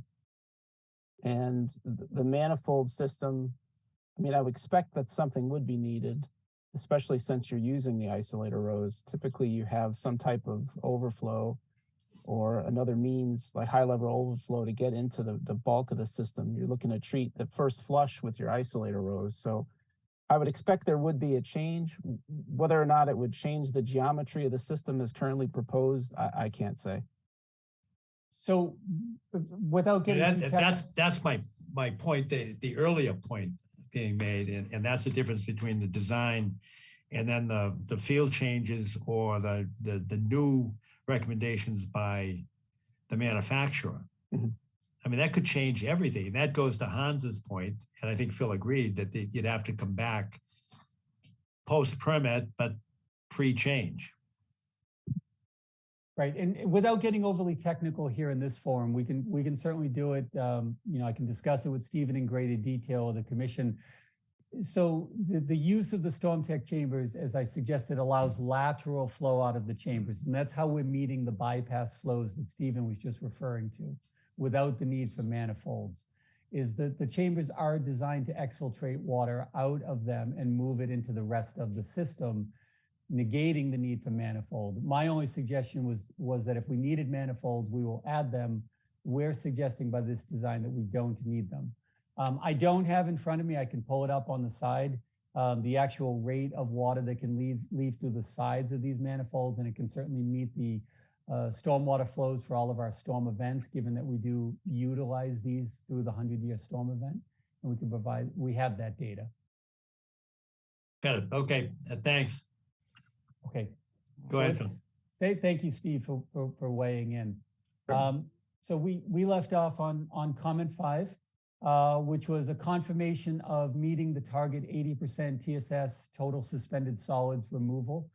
We had 2 areas of the site that didn't meet the 80%. And what we've provided back to your consultant for review is that the 2 areas that don't natively or on themselves meet the 80% TSS removal meet certain conditions under the Massachusetts stormwater standards that they're considered what's called de minimis. And when you have de minimis TSS removal areas, you can review a weighted calculation for the entirety of the site, meaning the site as an overall has to meet 80%, even if individual pieces of it do not. And that's what we've provided back, is that those two areas that were highlighted by the consultant meet the requirements for de minimis. They receive less than 1 CFS of flow. There are physical site conditions that preclude us from adding additional elements into them. And then therefore the overall remainder of the site meets 80% because some of the other areas on site exceed 80%. When everything is weighed together and average as an aggregate, we meet the requirement. So we're asking for them to confirm that assessment from our side in terms of the comment that was raised. Comment number 6. Can I ask you a question there? Because I'm following along on response to 5. Sure. And in the second to last bullet, second sentence says that the 2-year 24-hour runoff P-1 is 0.90 CFS. My only question there is that you're using that as like a predicate data point, that 2-year 24-hour runoff. If you drop down to comment 6, and I know I'm shifting gears on you because I just jumped to the next one, but the analysis was talking about a 2, a 10, a 25, and 100-year 24-hour storm event. Is there any reason why your comment, your response rather, above was only to the 2-year storm as opposed to the 2, 10, 25, and 100-year? Yes, is because that's what's prescribed under the Stormwater Management Handbook for the de minimis calculation. It's the runoff condition in the 2-year storm event, which is the high frequency, low volume, low intensity event. It's the first flush event is where you want your maximum sediment control. So you analyze it for the 2-year storm, which is what we're providing under comment or response 5. So do the regs say don't analyze it under the 10, 25, and 100-year storms? They don't say don't analyze it. What they do say is do analyze it under the 2-year.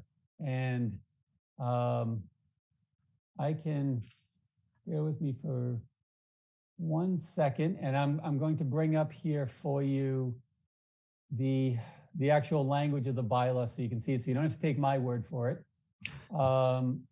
Is here. These are the conditions that would be a de minimis stormwater discharge that I'm referencing. So bullet point number 2, which I'm highlighting here for you, quote, the discharge is less than or equal to 1 CFS for the runoff associated with the 2-year 24-hour storm. So it is specifically identified to use that one, and that's what we're using. Understood. Thank you, Phil. Sure. Okay. Comment 6 was requesting some information relative to the test pit and the water elevation. This is just a data point. I won't spend a whole lot of time on it. The consultant asked us to verify and provide this clarification. So that's what this table does. Happy to talk about any of the tabular data points, but it identifies each of the stormwater-based components and the elevation of the estimated seasonal high water table and how we achieved it, and what the separation to the water table is for the design. Comment 7 is regard to our stormwater report checklist. Reading it by the applicant incorrectly indicates that a construction period pollution prevention and erosion and sediment control plan is submitted with this stormwater report. GZA recommends that the applicant either provide the construction period prevention and erosion and sediment control plan for review or revise the checklist. So the intent here by our response is revision of the checklist. And what we've done under the revision of the checklist is denote the project is covered by a construction general permit, but we have not prepared and submitted the SWIP. However, it will be prepared and submitted prior to any land disturbance activities, which is an allowance under the stormwater checklist submitted with the application. So we have revised that on the materials submitted to the commission. Okay. Comment 8, this may sort of feel, Mr. Chairman, you referenced our Blue Hill Ave application, a similar comment from the consultant regarding calculations for the water quality volume that we're treating within each of one of our systems. GZA asked us to affirm those volumes, and that's what this tabular data does. It provides each of our watershed areas on site. It denotes what the impervious area is within each of those watershed. Calculation for the runoff condition using 1/2 inch of the water quality volume, which is prescribed by the stormwater standards, what the required volume is. And then the last column is what we are providing in each of the systems. And of course, each of those systems exceeds all of those minimum requirements. So that is simply a data check for us. We're also making sure that our systems meet the MS4 permit requirements, which are not something that are built into the stormwater regulations presently. They will be under future conditions, but our site plan design has accounted for them now. So we exceed the basic requirements of water quality volume as outlined in our response 8. Comment 9 was seeking a clarification on some dividing lines between our post-development drainage. We have provided a revised watershed plan for your consultant to review, where we have further identified and darkened some of the lines to make sure it is clearer where each of our watershed areas are draining to. So we think that's just an administrative clarification for their review. And Phil, sorry, Steve please. D'Ambrosio. So Yes, the sir. P28 doesn't exist, correct? It's still there on the plan. It doesn't, Steve. That's Okay. right. So the routing is shown correct. I know it's a label inconsistency on the watershed plan. Yes. Thank you. Thank you for clarifying it with us. Comment number 10 was And, you know, because of that back and forth, I should alert the public to something, and that is that due to some just inadvertent mistakes, that this document, although it carries the date of, what is the date? Is it December 23rd, sir? 23rd? I don't think was received by GZA until last Thursday. And the problem was that it was sent by mail, as I understand it, to the Boston office for GZA, but that during COVID closed some 6 or more months ago. And as a constant, this is for the public's benefit, Phil. I know you know that, and Steve knows it as well. But as I understand it, GZA only received this document last Thursday in terms of their own opportunity to review. Thanks. That's just an aside. But go ahead. Okay. Comment number 10 is related to our HydroCAD design model, which is our drainage model. Technical in nature in terms of what GZA is requesting. He was asking us for confirmation that one of our links within our HydroCAD model be used as a design point. And what we have responded to through response 10 and ultimately the table that exists is that it does act as an inherent link, an interim link within the stormwater design. And the consultants ask there, and I don't want to presume, obviously Steve can weigh in, is suggesting to make sure that the interim design point, which in this case is a wetland resource area, is not exceeded. And that's what the highlight of that link is intended to denote. So this table that we're providing on the top of, I guess, page 5 of my letter response just affirms those calculations that we have not exceeded the pre-development rates of runoff, which again is a tenant requirement of the Stormwater Management Handbook. So we'll ask Stephen just to affirm that once he's had a chance to take a deep dive on it. Okay.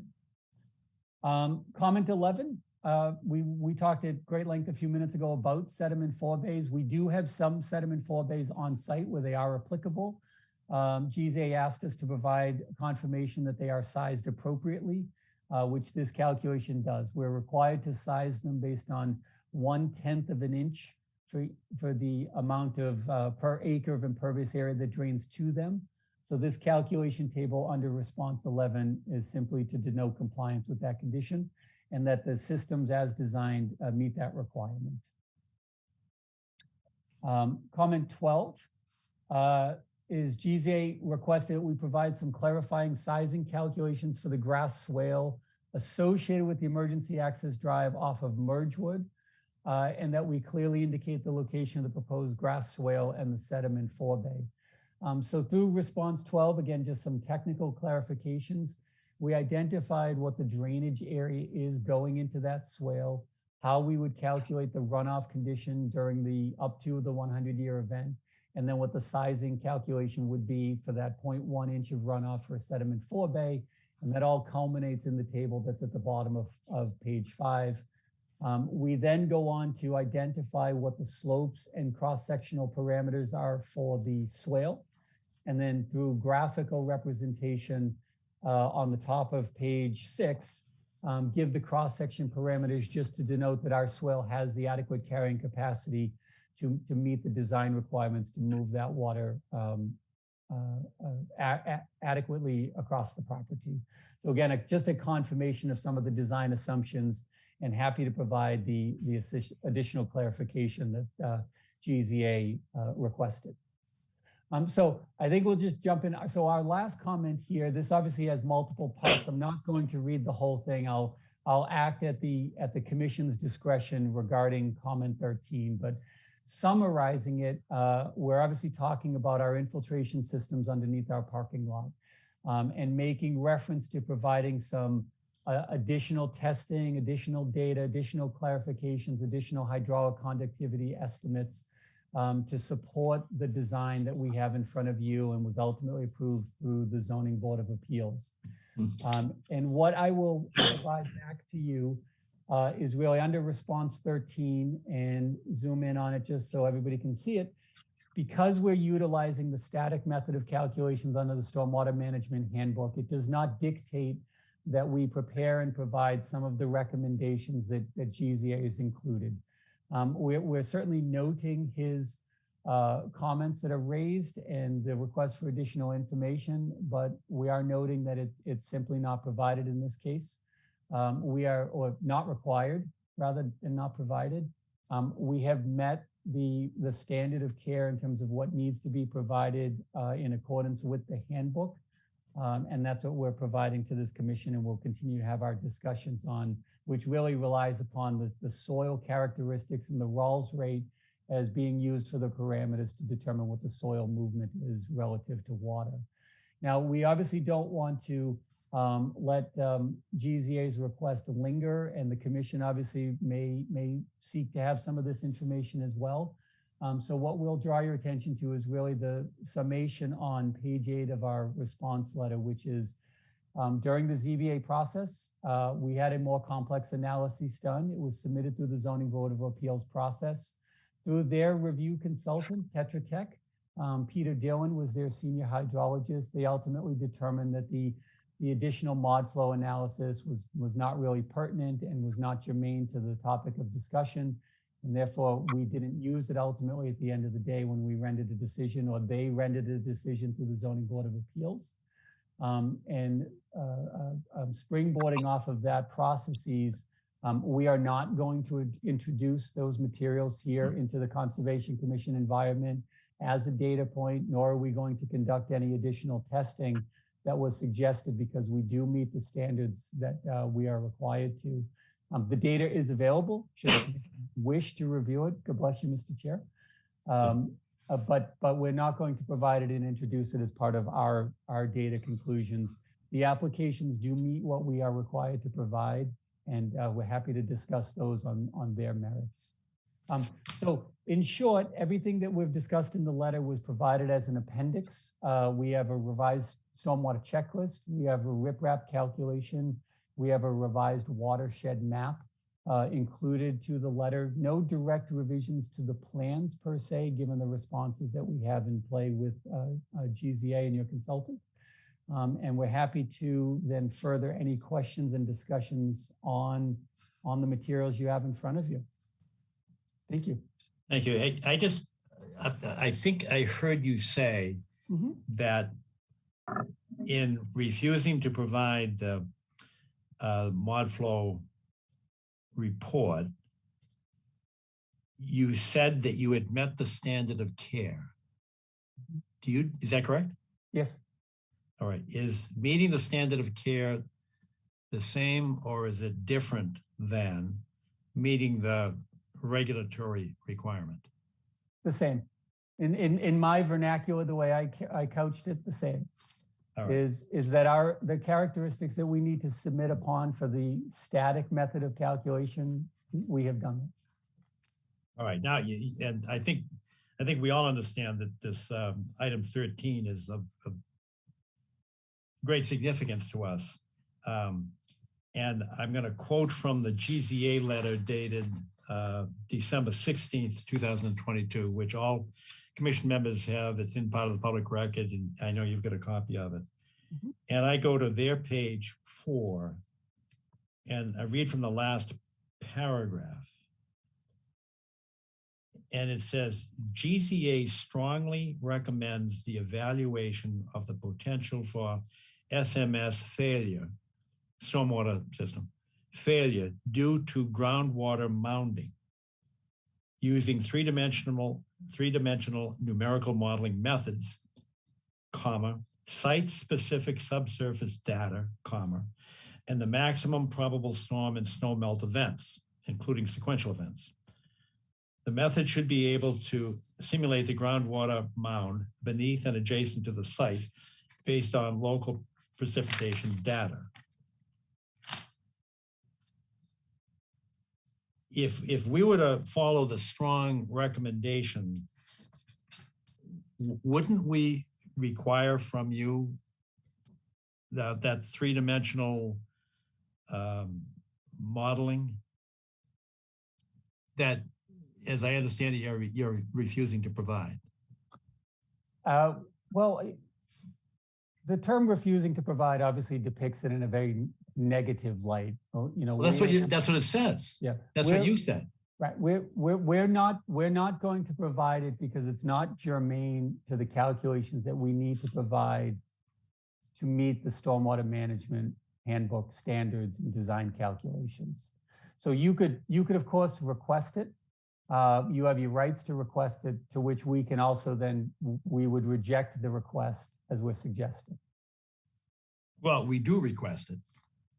And I've got in writing that you reject that request. But I'm stumped here. You know, we told you up front that we needed a consultant on board. The consultant has said, from the hydrological perspective, that GZA strongly recommends the evaluation, et cetera. And I just quoted it to you, and it's part of the public record. Mm-hmm.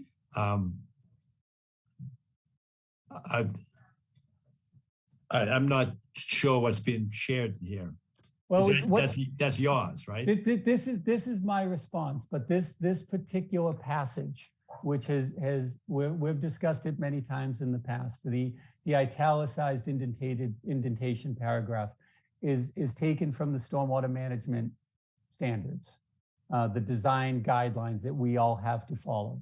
And quote, when the static or simple dynamic methods or LID site design credits are proposed for sizing stormwater recharge BMPs, in situ tests for saturated hydraulic conductivity are not required for purposes of the stormwater management standards, and the saturated hydraulic conductivities listed by Rawls 1982, see table, shall be used.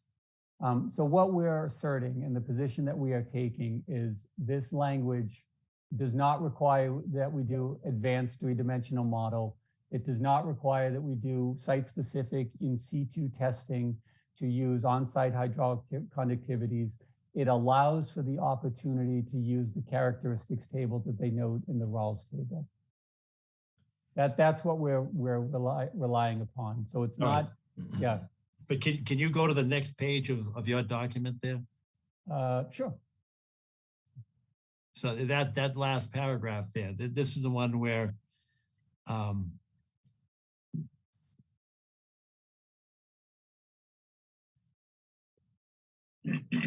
it says, yeah, I'm like 1, 2, 3, 4, 5 lines up from the bottom. It says a mod flow report has not been submitted and will not be provided by A&M nor the applicant as part of this notice of intent. The information provided within the NOI package as submitted is sufficient to demonstrate compliance with the stormwater standards without such additional modeling. So, I'm now, having received the advice of the strong recommendation from the consultant to get this, I guess I have a question. Do you agree that this site is unusual to the extent that you're talking about covering essentially 5 acres of land with, I'm going to approximate here, 52,000 cubic yards of fill, up to a height going all the way up to 9 feet above current grade? It's not all 9. I know it goes from 5 to 9. But doesn't that create, if not an extraordinary site, then at least an unusual site? I wouldn't use those same words. It creates a site that requires complex work to utilize it. And the application that we've put forth does that. It's not unusual. It's not extraordinary, other than we have to do additional work to make sure it meets the standards that we need to meet. Do you think it unreasonable that the commission would request this 3-dimensional modeling with site-specific subsurface data and the maximum probable storm and snow melt events? I think it's unreasonable in that it goes against and flies in the face of the regulations that we're being asked to review and design against. Right, that's why I asked you the question about standard of care. Are you saying that the standard of care from an engineering perspective is the same as the minimum regulatory requirements? So I'm saying in this case, it is. It is that we've met the regulatory requirements. We've met the engineering calculations to support that. Yes. Okay. All right, thank you. Do commissioners have any questions?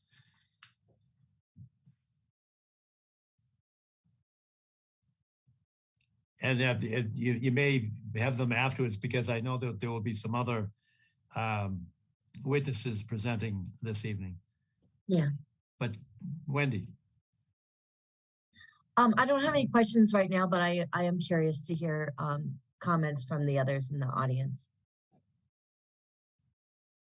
All right. Steve, are you Steve Ivas? Are you able to share the letter from GZA dated December 16, 2022? I don't know if you have that one or not. December 16? Yes, December 16, GZA. Mr. Chairman, I can share it if you'd like to see it. Right, because I just like for the public record to be able to look at that page 4, last paragraph. Sure. Please do that, Phil. Sure thing. So you're referring to this last paragraph suggested GZA strongly, as I've highlighted here? Yes, that's exactly the paragraph I was looking at. Sure. I just want to make sure that the commission's member, and we all have a packet, but the public should be able to review that which I'm citing to. Sure.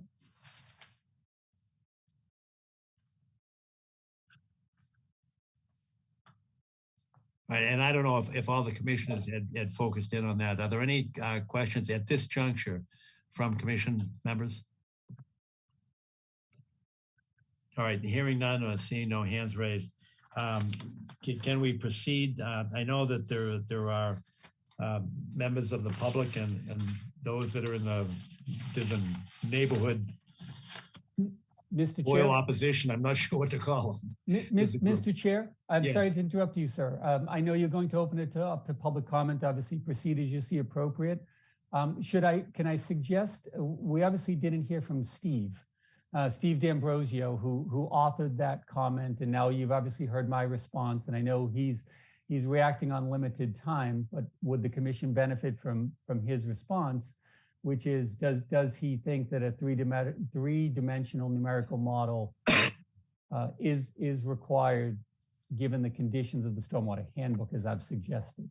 I actually think that the author of that section was Jim Week, and who's not here present tonight. And as our consultant, I think GCA will respond to our questions. Okay. And then perhaps at a later time, we could have Jim Week appear as a hydrologist. I think Steve will agree, even as project manager, his expertise is not in hydrology.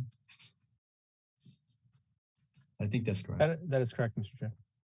All right, thank you. On that basis, then I'd go to the, I don't know what to call it, loyal opposition. Ned Cochran, are you out there? I don't.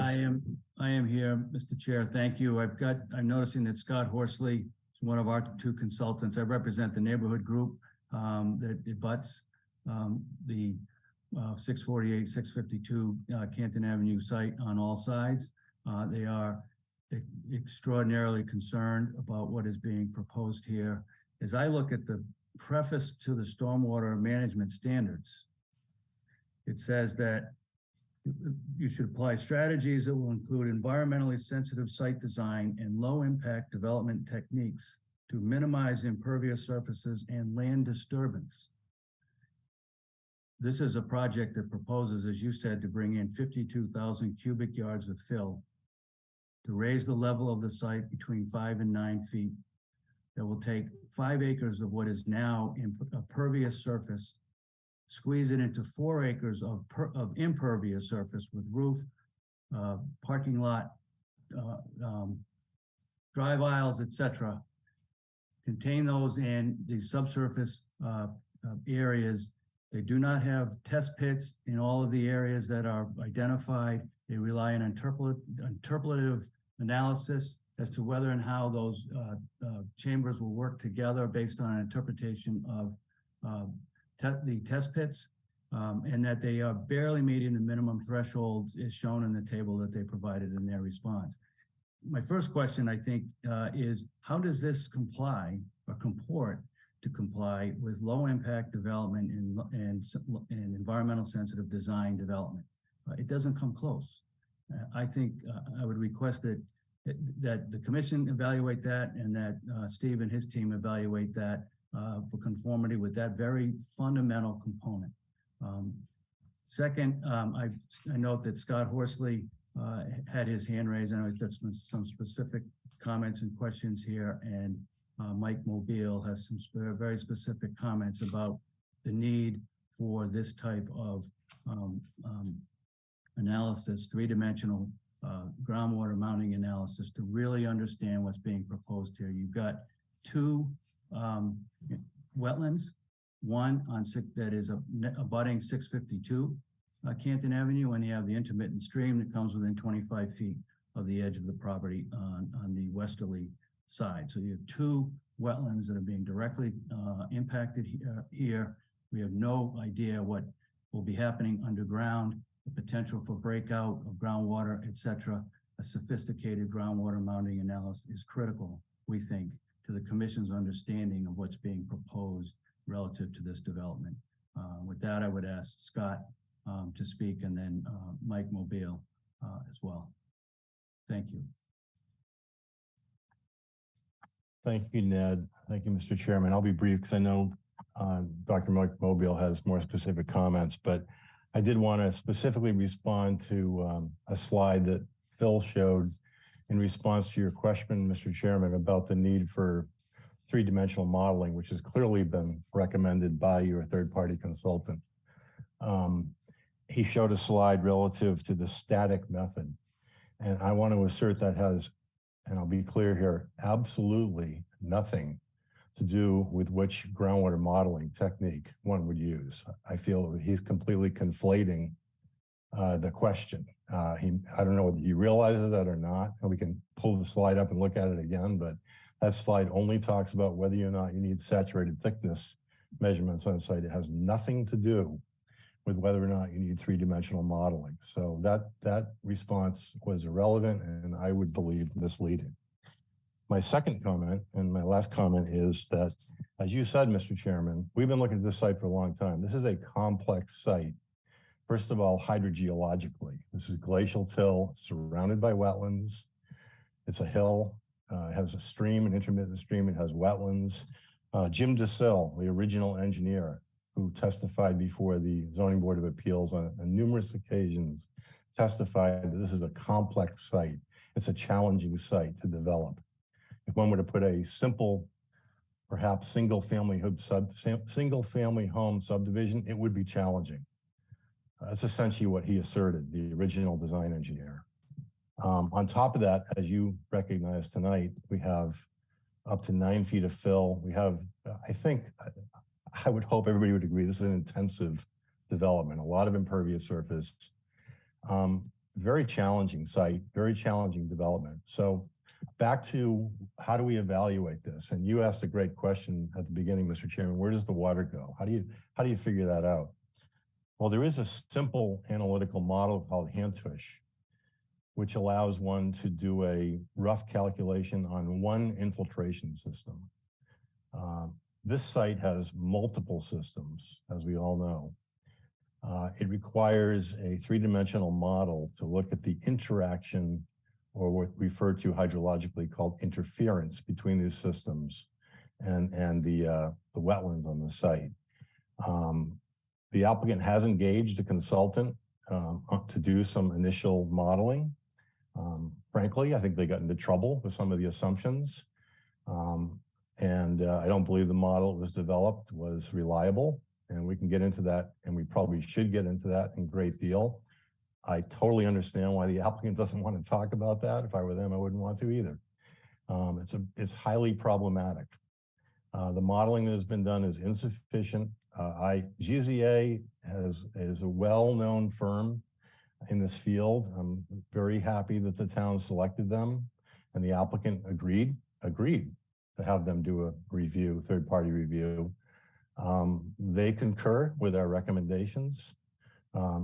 Frankly, I think it's obvious. This goes to Mass DEP. I'm quite certain they will agree too, because I've been before them on very similar matters. This is a complex site, complex development. You can't rely on a simple calculation to determine the hydrologic impacts. ModFlow is an internationally recognized model to evaluate exactly these kind of problems. And Dr. Mike Mobile is an expert on that model. And I will stop there and maybe ask him to say a few words, and maybe following his presentation, we can both take some questions, because I suspect there'll be some overlap. And Mike, I hope I didn't steal any of your thunder there. So please proceed. No thunder stolen, Scott. Thank you. Good evening, Mr. Chairman, commission members. Mike Mobile of McDonald Morrissey Associates, appearing this evening at the request of a Butters Post project.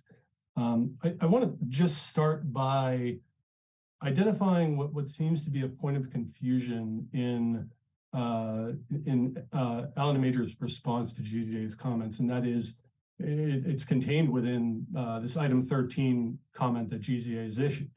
GZA refers to the need to perform and really states that they haven't seen that the applicant has performed a groundwater mounting analysis, something that is 100% required given the current design, current proposed design.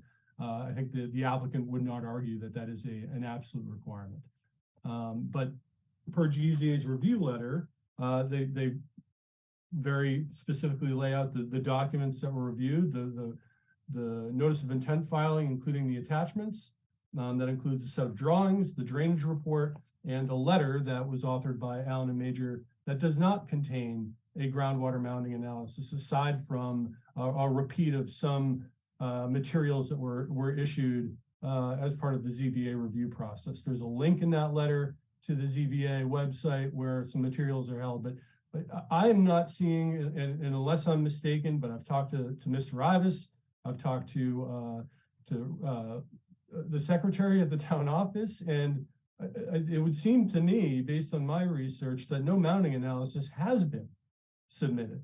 And GZA's comment would support that position. So, the statements in this letter that say the requirements of the stormwater standards of the Mass Stormwater Handbook are being met. Well, they're not being met if a mounting analysis has not been submitted, obviously, because it's required. So now let me step back and say I've seen multiple mounting analyses from this applicant. We've seen the ModFlow analysis. I've reviewed that thoroughly. They've been unwilling to share the files, unwilling to share details, completely avoiding. We talk about standard of care or common practices in the industry. Being transparent with your calculations is kind of like day one lesson in engineering 101, but that didn't happen in that case. Yet I reviewed the materials, looked at the ModFlow model, and found significant indications or flat out evidence of significant deficiencies that were causing the mountain to be underpredicted by that model. Alan and Major then submitted what they called a supplemental groundwater mounting analysis. I might be confusing the terminology. But they used the analytical model that Scott referred to, this hand-touch approximation, that is an analytical model that requires a site, for it to be accurate, a site to fit a very narrow set of ideal conditions. And Mr. Chairman, I think you hit the nail on the head in describing this site as being a tricky or complicated site. And Mr. Cordero himself, my notes say his comments were, it creates a site that requires more complex work, right? Not a simple model, a model that's capable of representing complexity. I believe he said it takes additional work to make sure we meet the standards that we need to meet. Yeah, that additional work is an analysis that accounts for the site complexity. It's very simple. So anyway, they've abandoned this mod flow analysis. That's clear based on the statements today. Fine. What is the mounting analysis that you are submitting then? Because it doesn't seem like GZA has seen one. I fully respect GZA and their ability to review a mounting analysis. I think Jim Week is a very qualified hydrologist and will recognize issues there. I've already seen a great many, and I'm prepared to talk about them tonight, but I don't think it's worth the commission's time, quite honestly. I think GZA needs to be pointed to the groundwater mounting analysis that this applicant is standing behind to prove they are conforming and meeting the requirements under Massachusetts Stormwater Handbook. And Mr. Chairman, I thought your question about standard of care versus meeting basic requirements was another excellent one.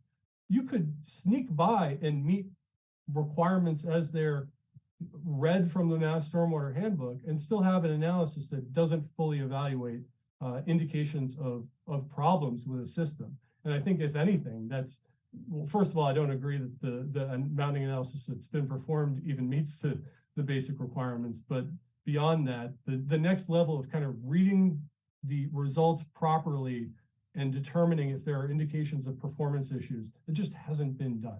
So I guess I would pose the question to you, Mr. Chairman, and the board.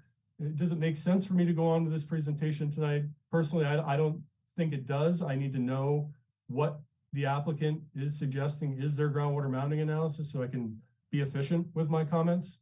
And I think GZA needs to be told this as well and be given the opportunity to review that mounting analysis. I'll conclude with this statement. I do fully agree with the statements that are in their comment letter regarding the groundwater mounting analysis. I do think a numerical analysis like a mod flow analysis is appropriate here. Not only appropriate, but necessary given the site complexity. Given the complexity of the layouts of these stormwater systems, as Mr. Horsley referred to, the hand-touch model can only represent really one simple rectangular system at a time. There are multiple rectangular areas that all have to be added together and considered in sequence and simultaneously, really, to make a mounting analysis representative here. And the hand-touch analysis really struggles with that type of thing. So again, I agree with what GZA has arrived at, and surprisingly, they arrived at that without even apparently seeing any of these mounting analyses. So that just further demonstrates the need here, I think. So I'll stop there and happily take any questions. Thank you again for your time and attention on this matter. Thank you. Can I respond very quickly and ask Phil? I know that there were submissions to the ZBA that you've mentioned before, but we don't have anything, do we? By way of mounting, groundwater mounting analysis. We've got references to it and letters referring to it, but have you submitted any analysis? You would have, Mr. Chairman, the hand-touch calculations that Dr. Mobile and Dr. Horsley are referencing. Those were submitted with the application. I don't have the original application here with me remotely, but you would have that. But not the mod flow, whatever. I think the analysis was submitted to the ZBA, but not the data points. Is that correct? The mod flow summary report that Dr. Rosine prepared was submitted to the zoning board. That's correct. But not to us, not to the Conservation Commission. Not to the Conservation Commission. And that's what I was referencing in the response to comment number 13 of the GZA letter, is that we elected not to include it because it was determined not germane through the Zoning Board of Appeals process, so as not to confuse and conflate and and over exaggerate this process, we've elected not to include it here. Well, you do agree, don't you, that they have a different charter, a different mandate at the ZBA than the Conservation Commission does? So I agree that you guys review different bits of materials, but the same matters related to the proper handling of stormwater management and runoff conditions and breakout potential, and the senior hydrologists that were employed by the town through the ZBA process ideally have the same goals in mind. Mr. Chair, if I may, just to supplement Phil's response there, this is Attorney Jesse Schomer, the applicant's attorney, with respect to this process as well as the zoning board's process. Just to clarify your question, Mr. Chair, the peer review that was conducted during the Zoning Board of Appeals process by Tetra Tech, as Phil noted, was conducted by a professional engineer, PE, as well as a professional hydrogeologist with Tetra Tech. The ultimate comprehensive permit issued by the zoning board constitutes an approval of the project under the town's local wetlands protection bylaw, as well as the town's stormwater management bylaw. So the review by Tetra Tech was a review under both of those bylaws for compliance as well as recommended conditions. What I will also note, it hasn't come up yet during this process, the comprehensive permit that was issued by the Zoning Board of Appeals contemplates that the Tetra Tech hydrogeologist will have ongoing jurisdiction over the project as well as ongoing review under both bylaws. To that end, the applicant will be required to post a significant expenditure of funds to fund that review, as well as bonds for potential issues with respect to groundwater mounding that have been raised tonight by Dr. Mobile and Mr. Horsley. Also to note, I would draw the commission's attention to the actual conditions of approval that were issued by the Zoning Board of Appeals under the local bylaw, which contemplated, I would describe as a extraordinary series of review and monitoring conditions over the course of many months, both prior to construction, during construction, and after construction to confirm that the issues that have been raised by Dr. Mobile and Mr. Horsley do not actually come to light and pose problems for the project. We recognize that Dr. Mobile and Mr. Horsley are frustrated by the project as well as their clients, and that their efforts to convince the Zoning Board of Appeals consulting hydrologist that their position was correct. Ultimately, that was not what happened during the Zoning Board of Appeals process. The letters were referred to by Phil concluded that the project as proposed meets all requirements of the Stormwater Management Handbook, and that the further review requested by Dr. Rosine was unhelpful for the purpose that the zoning board was reviewing, and by implication, this commission's review as well. So with respect to their expertise in their respective fields, as Phil has eloquently noted, we've demonstrated full compliance with the Stormwater Management Handbook, and we're entitled, as was the applicant with respect to the project directly next door that this commission approved within the last month. We're entitled to be held to the requirements of the Stormwater Management Handbook and not a further standard that is not applied equally to other projects. What do you say about the GZA strong recommendation that we utilize the request from the applicant, this three-dimensional modeling and site-specific data? Mr. Chair, just to supplement what Phil previously said, I agree with him 100%. We respect his opinion regarding the matter. We respect his expertise at Steve D'Ambrosio, as well as everyone at GZA, but with respect to them, the review of this commission is limited to the matters that are within your jurisdiction, which does not include the entire site, and two, has already been reviewed by a different consulting engineer and a consulting hydrogeologist. As Steve noted previously in response to your question, Mr. Chair, he's not a hydrogeologist. The project was peer reviewed by a hydrogeologist who's not here tonight. in your words, Mr. Chair, as the loyal opposition. They had no stake in this matter. They're not being paid to represent abutters to the project who are in opposition, which is not the case for Mr. Horsley and Dr. Mobile. They're being paid to be here tonight to advocate in opposition to the project. And as I said before, their advocacy ultimately was reviewed and assessed by the town's peer reviewers and determined not to be overruled effectively by the submissions that were filed by the applicant. Well, I do understand the significance of the comprehensive permit, essentially trumping the town's wetland bylaw. But the ZBA has no jurisdiction over the state, and we have a clear statutory mandate to implement the rules and regulations of the state regulations. And that's what we're doing here. And to gain assistance in that, we had an independent GZA hydrologist who made a strong recommendation. And I think it odd that in the face of a strong recommendation to the Conservation Commission, forget about the ZBA temporarily anyway, we've gone to a consultant that says you need to have a three-dimensional mounting analysis, and we don't have it. The fact that the neighborhood association in opposition, and they're you know, in zealous advocacy, they're saying, oh, you need this. But let's put them aside and go to our consultant that is essentially an independent town consultant and say, you need it.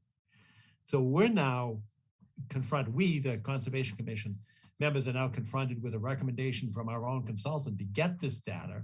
And yet you're saying, we're not going to give it to you. Just if I may, Mr. Chair, I don't, excuse me.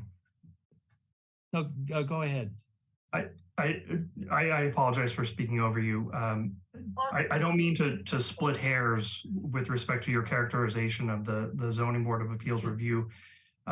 There's a distinction between the way you phrase it in terms of trumping the local bylaw. I would take issue with that, because what the Zoning Board of Appeals did is actually review and approve the project, because it serves as the permit granting authority under all local bylaws for all local permits. So the Board of Appeals did not throw the town's local wetlands protection bylaw out the window. It reviewed it and approved it in accordance with that bylaw. So we recognize that the commission's review is separate and different from that review under the local bylaw. However, what I would point out is that the local bylaw is more stringent in its protection of local wetlands than the state act. So by implication, by meeting the standards of the local bylaw, we meet the standards of the state. We don't seek to take away your jurisdiction over the state wetlands in terms of the proximity within 100 feet of the offsite stream. But we would respectfully submit that the review before the Zoning Board of Appeals has already been more comprehensive than what is required by the commission tonight. We can agree to disagree on that one. Mr. Chair, if yes. I could briefly, the brief memo that is described that was delivered by Peter Dillon was delivered to the commission on or about the last day of the public hearing.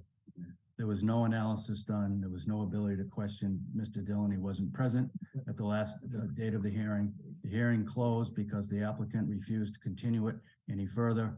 And the commission was, and the zoning board was very concerned that they didn't have the ability to understand what was happening here. And they simply issued a decision with as many conditions as they could develop because they were concerned that the Housing Appeals Committee would simply overturn a denial of the permit. So I think Mr. Schomer is not properly characterizing the way the zoning board reviewed this material. They were frustrated by the fact that they didn't have an opportunity to continue further, and they simply were forced by the running out of the statutory time clock to close the hearing and issue a decision. I think this commission is right within its purview, particularly under the state's regulatory requirements to review and request this material. This is a complex site, as you understand it, as we understand it, and it is not being properly evaluated relative to the potential impacts of groundwater mounting and the like. All right, thank you. I see two other hands, Mike Mobile and Scott. Mike, why don't you go first, or whoever wants to go first? Yeah, Mike, go ahead. That is Scott. Okay, thank you, Mr. Chair. May I just briefly share my screen? This will take 2 minutes. I think this issue of Mr. Dillon's review needs to be closed, and I think I can do that very quickly. Please proceed. Okay, give me 1 moment to get up the proper letter here, and I will be with you. Okay. Sorry, bear with me for one. Sorry. All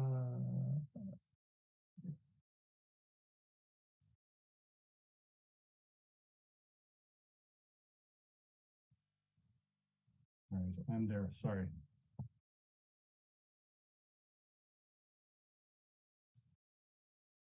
All right, are you seeing a chart? Yes. Yes. Okay, so this is Mr. Dillon's submittal to or submission to the ZBA, basically depicting the outcome of his analysis. As you'll likely recall from the plans that have been submitted relative to this project, there are multiple stormwater infiltration systems. There's one here, I believe this is, I don't remember my numbering system, but I believe this is system 4. This rectangular area here is system 3, I believe. There's a very large, the majority of the infiltration area exists over here as one combined area referred to as 2, and there's another one, a smaller system that's numbered 1. As you'll see, or as you see from this figure, Mr. Dillon looked only at the system where the circles are surrounding it. You tell me how you can look at what probably constitutes 10% of the infiltration area and have a good idea as to the net effect that infiltration will have on this site. I mean, there is no better evidence of the deficiency of what he did than this. I mean, beyond that, if he knew what he was doing with the Hantouche calculation, he would realize that it doesn't produce a circular mound for a rectangular infiltration area. This is a joke. This is a complete joke. So what I need to understand, and hopefully through you, Mr. Chair, is what is the applicant suggesting is their mounding analysis that shows compliance with the Mass Stormwater Handbook requirements? Are they relying on this? Because this is a joke. Are they relying on their Hantouche analysis? Because that's also a joke for a lot of the same reasons. And they're clearly not relying on Montflow because they said so themselves. So where are we? What are they using? And what are we looking at here? This is a plan that Mr. Dillon developed as part of his review. This is showing his comparison of the extent of groundwater mounding for one system, one infiltration area that's part of this much larger system. So he's drawing circles that depict various different analyses. One that Allen and Major did, one that Tetra Tech did themselves, and a version of experimentation with some of the model inputs that I provided. That's the largest circle. So again, this looks only at this one system. There'd be mounding generated by all of the remaining areas, and he never looked at it. So how could he possibly have determined that groundwater mounding broadly wasn't an issue here if you look at, like I said, what's probably 10% of the infiltration area that's proposed here? Go back, if you would, to your comment on the rounding or the concentric circles there around a rectangular Sure. distribution. Sure, yeah, it's a minor point, but mathematically, the way the Hantouche approximation works is that a rectangular infiltration area will generate an elliptical mounding profile. It won't generate a perfectly circular mounding profile. So Mr. Dillon just made a mistake in his interpretation of these outcomes and only looked at one direction that model predicts. It would be, what he should have done is considered another calculation that went along the longitudinal axis of the system, but he failed to do so, and he came up with this circular area. So this is incorrect what he's depicted here. Even just from a basic mathematics perspective. It's a minor point, I think, but it just goes to the point that overall this review that he conducted is wholly inadequate. And when you say this reflects 10% of the discharge system, is that an estimation or have you actually calculated that as? So I just popped up a plan. That's not an actual calculation, Mr. Chairman. That's my estimate, just based on my understanding of the areas here. But you can see here, so if you can't see that, I'll zoom in a little bit. Here's infiltration area 4. Here's infiltration area 3 that we were just looking at. So I'm calling that area about 10% of all of the red rectangular areas added up here. Infiltration is proposed at all of these areas. So there will be mounds generated by each and every one of these systems. Each and every one of these rectangles would have a mounding profile associated with them. He only looked at this one. And then did he project that? Was there some kind of interpolation or extrapolation by taking that analysis and spreading it out throughout the entire project? The answer is no.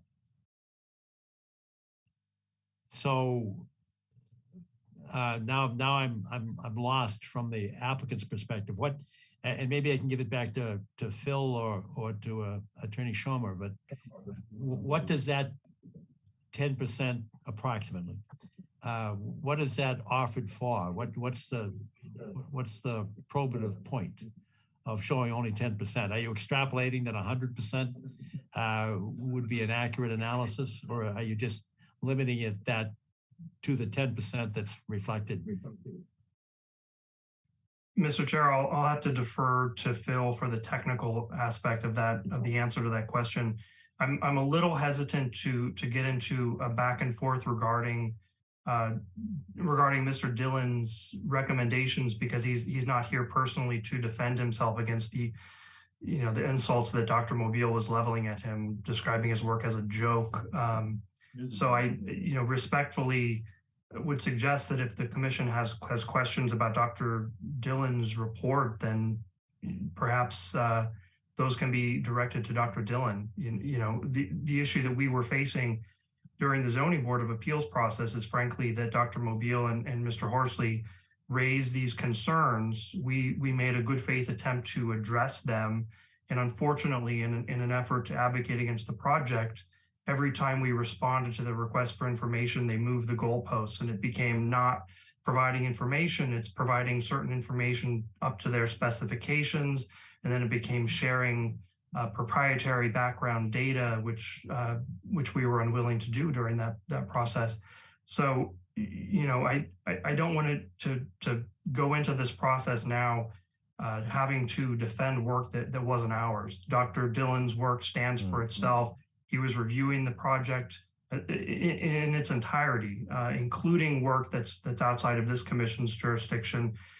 He was reviewing not only the analysis that was provided by the applicant, he was reviewing Dr. Rosine's analysis as well. So his review was of the entire project. It wasn't limited to one of the infiltration basins. With that, I defer to Phil if he has anything he'd like to add to what I just said on that.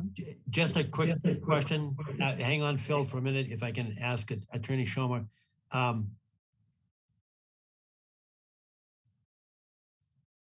Am I correct that Mr. or Dr. Dillon, and I don't know what his position is, was he reviewing the Rosine analysis? He was, Mr. Chair. His letter notes that he reviewed the entirety of the Rosine analysis as well as Dr. Mobile's analysis itself. And the Rosine analysis was hand touche, or was it the mod flow? Dr. Rosine's analysis was mod flow. After Dr. Mobile raised concerns about our use of hand touche, in an effort to respond to that concern, we submitted a mod flow analysis. In response to concerns with respect to that, we still provided an updated mod flow analysis, which modeled not only the groundwater mounding of the site, but also off-site impacts to the adjacent off-site stream, which, as Phil noted in his letter, that report is available for review by the commission. It's a public record. It's on the Zoning Board of Appeals website. It demonstrated lower groundwater levels to, less groundwater impact to the offsite wetland as opposed to existing conditions based upon the detention and retention of stormwater on the site. But putting aside the burden of proof in this whole process and the burden of production, you say that it's available to us on the ZBA website, but as the applicant, A, you didn't submit it, and B, you're refusing to submit it. Is that a correct statement? I would phrase it, Mr. Chair, as we're declining because it's not required by the stormwater management standards. And just for the reason why the back and forth over this issue, as it is doing right now, I fear, simply raises concerns and it causes confusion. And unfortunately, that's the intent of Dr. Mobile and Mr. Horsley, is to create confusion and to create the impression that this project is going to lead to the sky falling and all of the groundwater flowing off-site into the neighbors' properties, which simply is not the case. And after reviewing all of this, including Dr. Ozine's report, what Mr. or Dr. Dillon, I don't know if he's a doctor or not, his recommendation was, and I quote, "We do not recommend investing additional time and energy resolving those issues since the added cost and time is unlikely to yield definitive and reliable results." That's his words. All right, I understand. I understand what you just said, but I discount. This is to some extent an adversarial proceeding, so I discount things like it's a joke, and so don't worry about that's not going to influence us at all.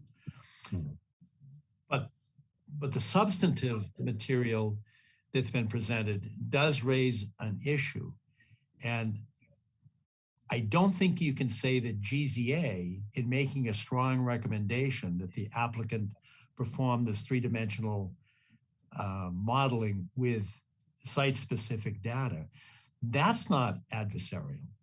That I would think that that's more along our lines as the neutral arbiter of what information is necessary and what information is appropriate to make a rational and appropriate decision.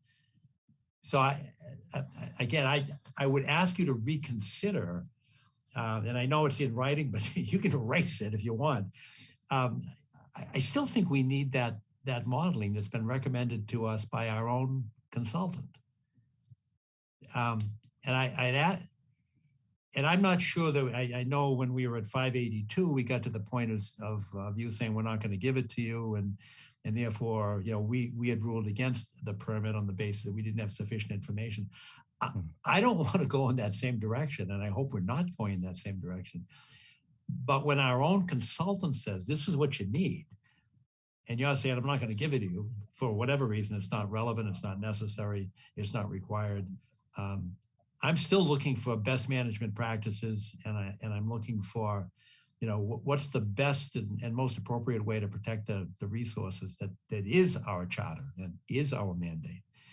Would you take some time to reconsider getting us that modeling information? At this point, Mr. Chair, the answer to that is no. And the reason why I say that is not because we're trying to be obstructionist. It's not that we're trying to withhold information. Our position is that we're entitled to be held to the same standard as Winter Valley, as the previous projects that were before the commission, the projects that will be before the commission in the future. We're entitled to demonstrate compliance with the stormwater management standard based on the preliminary plans that you have, which is the same level of detail that you will see for every project that comes before you of this nature, including Winter Valley, which, as I noted previously, was just approved by this commission, literally next door to this project with similar soils, similar groundwater conditions. Respectfully, the position of the applicant is that we're being requested to be held to a higher standard. And I would put this back to the question to Mr. D'Ambrosio. I think this is an appropriate question that Phil raised previously, whether the recommendations that GZA has made is based on the stormwater management handbook, whether that information must be provided in order to demonstrate compliance. Because if it's not, we're entitled to take the position that we have taken with the commission tonight. We're entitled to the analogy would be driving down 95 to go to Gillette Stadium and the cop pulling you over and saying, well, I pulled you over. Did you know how fast you're going? 65. Well, why didn't you go 60? The answer is because we're not required to. We're entitled to be held to the same standard as every other project that's reviewed by the commission. Well, that's an interesting analogy, and it's also an interesting analogy to 600 Canton Avenue, which is Winter Valley.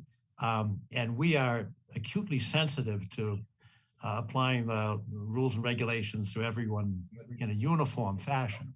And it comes up quite often. We try to be uniform in our approach and our rulings. But Winter Valley didn't bring in 52,000 cubic yards and raise their elevation by 9 feet. This is, I think Phil will agree, it's a challenging or complex. I'm sorry, I think you said it's a complex project.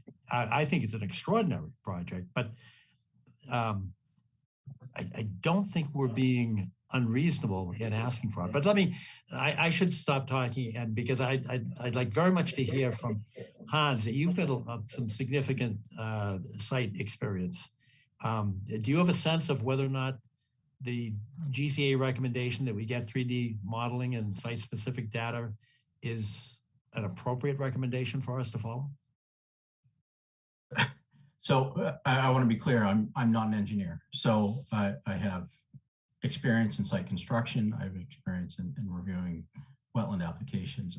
I will have to rely on the opinions of the professional engineer that is acting as a third party, and would ask that to the extent that the applicant's willing to, we try to abide by their requests. I agree with the statements that are being made that this is a complex project. This is the complexity of the project is not the same as other instances that you've mentioned, simply because of the change in elevation, the amount of material being imported. I mean, that is unique in that it makes the site challenging. And so I would say that there is a additional level of review that is warranted based on those conditions. Thank you. Mr. Doyle, do you have any thoughts or comments as to whether or not it's appropriate to request additional analysis by the applicant? I think my thinking is very similar to that which was just voiced by Hans. And that the more information we have, the better the decision that the Conservation Commission can make on behalf of the town of Milton. All right, thank you. Wendy, any thoughts or questions or comments? I'm in agreement with Arthur and Hans. I don't think that we're asking too much to be consistent with what GCA is recommending. And I would also like to see that model. And just to reiterate on that, I mean, we do understand that Mr. Horsley and I'm sorry, Mr. Mobile are representing abutters and are taking a very hard look at what's being requested, but specifically going back to the request by GZA. And so not looking to move the goalposts at this point. We're looking to address the request by our third-party consultant, and not looking to simply appease all the requests of the individuals that are representing the abutters. But what about, and I'm reflecting back on something that Ned Cochran said, that Mr. Dillon came in close to the end of the hearing before the ZBA and was not examined. Phil, do you think that it would be appropriate for us to, bring him forward, a request that he come forward on this? Because I'm really hung up on it. There's only 10% of the analysis that's been done. I'm trying to figure out, how do you extrapolate from, and again, I'm approximating on the 10%. It's some smaller percentage than the whole. it sounds like, or it appears that there's a lot of extrapolation or interpolation that's going on there. Do you think it would be appropriate for us to ask him to come in and explain how he did his analysis and sort of establish the reliability of what he said? You could, Mr. Chairman. Obviously, I agree with what Jesse laid out, which is neither one of us certainly want to speak for him this evening. He's not here. We don't want to misrepresent his calculations and analyses. So if you're more comforted by hearing it directly from him, yes, of course. We had introduced Sean Reardon of Tetra Tech at the onset of this hearing, as somebody that you could rely upon. If I could go back in time, I think the commission declined the opportunity to ask Mr. Reardon any questions as to what transpired through the Zoning Board of Appeals process. So I think we're maybe getting some mixed messages. Maybe we're a little further beyond in the conversation that Mr. Dillon's testimony would be beneficial, but this commission didn't want to hear it from Tetra Tech initially, because we felt it would be valuable information for you, for this commission, to hear what had transpired.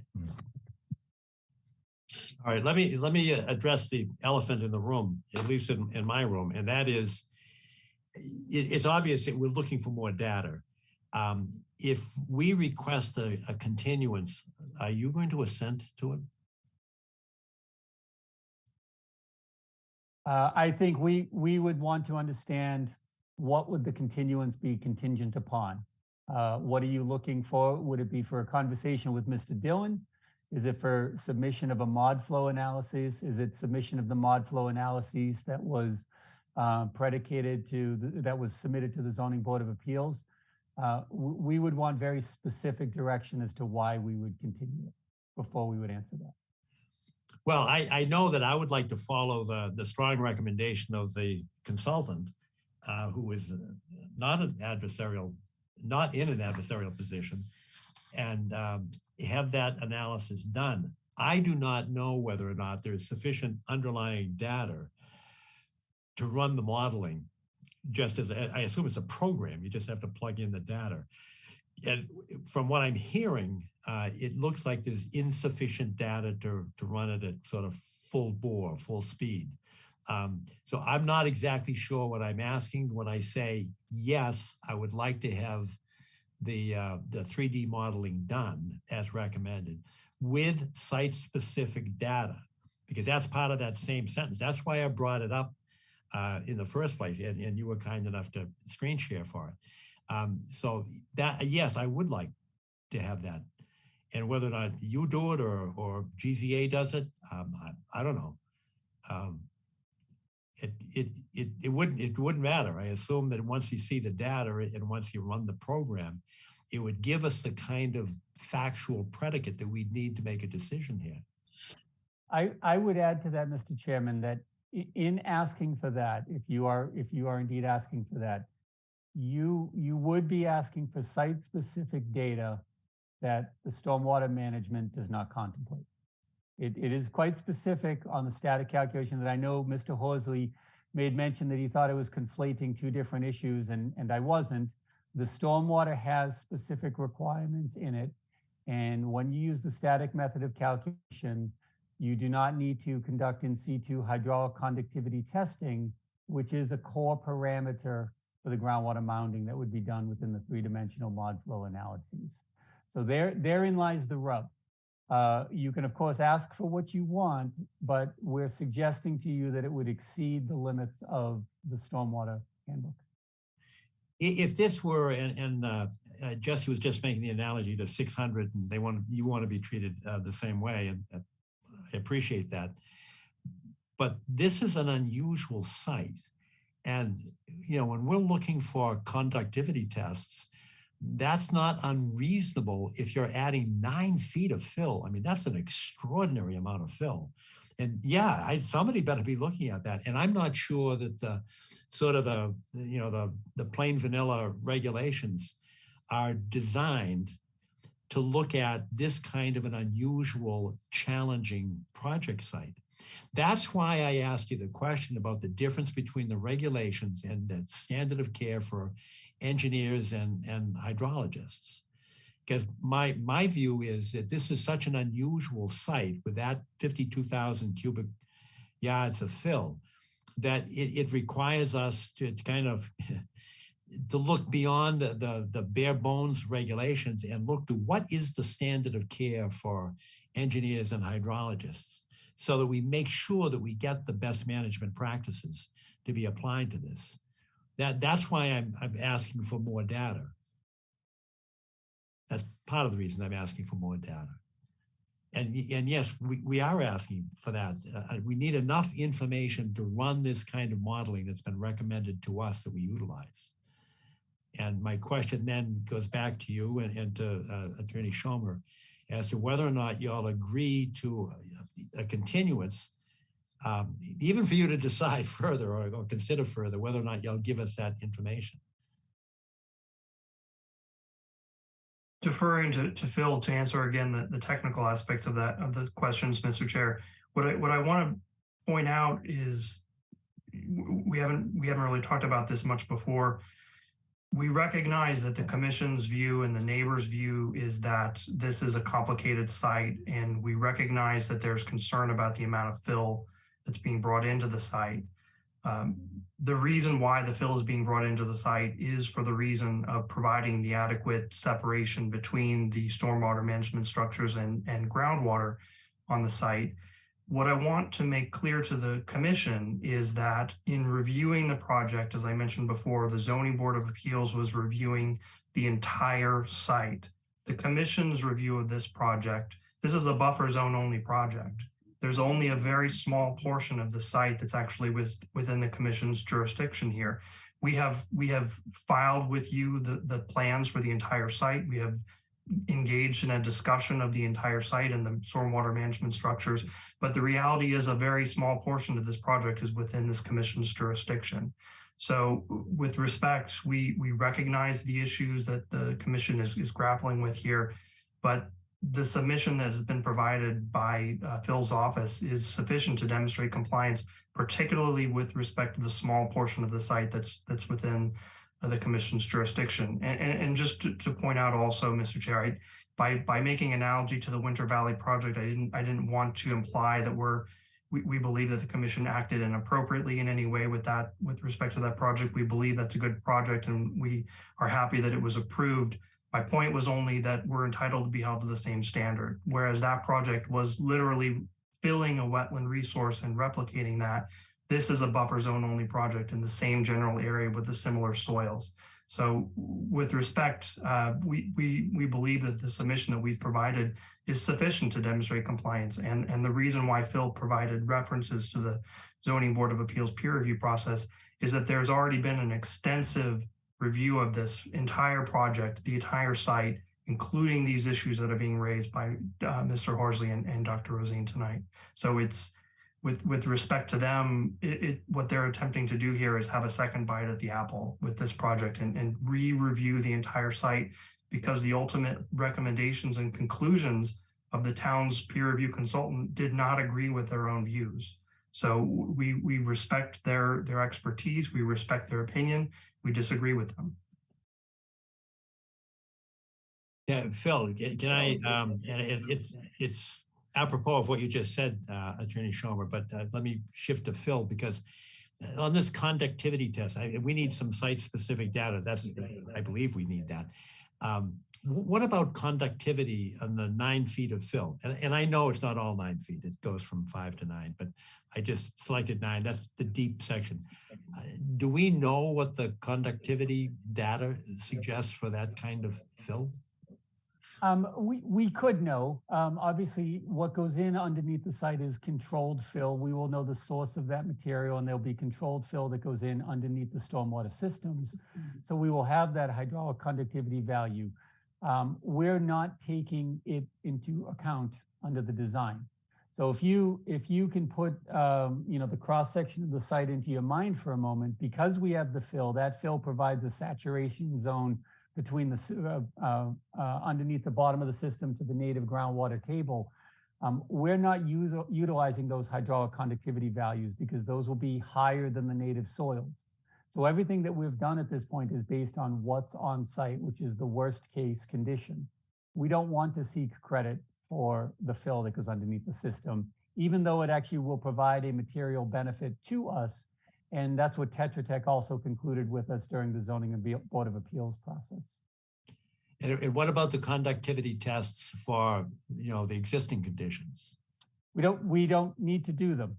So I just want to be consistent in that response to that question and the request for, conducting the slug test, falling head permeability test, any of those. That language from the stormwater management is clear. If you are using this method, they assume that it's a very conservative method, so you can generalize the soil characteristics, and the on-site conditions do not need to be verified hydraulic conductivity wise. They provide you a table of values that we as engineers can use as tools for the design. Would you need that data if you were going to use the 3D modeling, ModFlow, or any other similar kind of 3D modeling? Not necessarily. I suspect Dr. Mobile, Dr. Horsley, Dr. Rosine on our team may have a difference of opinion. But whether or not you aggregate that data, obviously, if you get it, maybe it makes your model more accurate. But I'm sure you could use ModFlow using the hydraulic conductivity values that we've used for the Hentouche analysis. I don't want to speak that as a professional. Like I said, I'm sure they'll agree or speak differently to the matter, but I think it could actually go either way, Mr. Chair. All right. So I see, I'd like to, come to a conclusion on this because the time is fleeting here, but I see some hands. I see Michael, and I see Lara Roach, and I see Scott Horsley. Can we take those in rapid succession and then make a formal request for additional information and see what your response is? Mike Mobile, you want to go first? Sure, I'll be quick, Mr. Chair. Thank you. So I first of all, I disagree with Mr. Cordero's assertion that somehow a higher conductivity fill would automatically constitute a result that would be more favorable in the direction of the applicant. It could certainly be if the fill is much higher conductivity than they've assumed, and they have not represented that fill in their mounding analyses to date. That could extend the lateral extent of the mounding effect over a much broader area than has been assessed thus far in any of the analyses that they have submitted to date. So he's just wrong in that statement.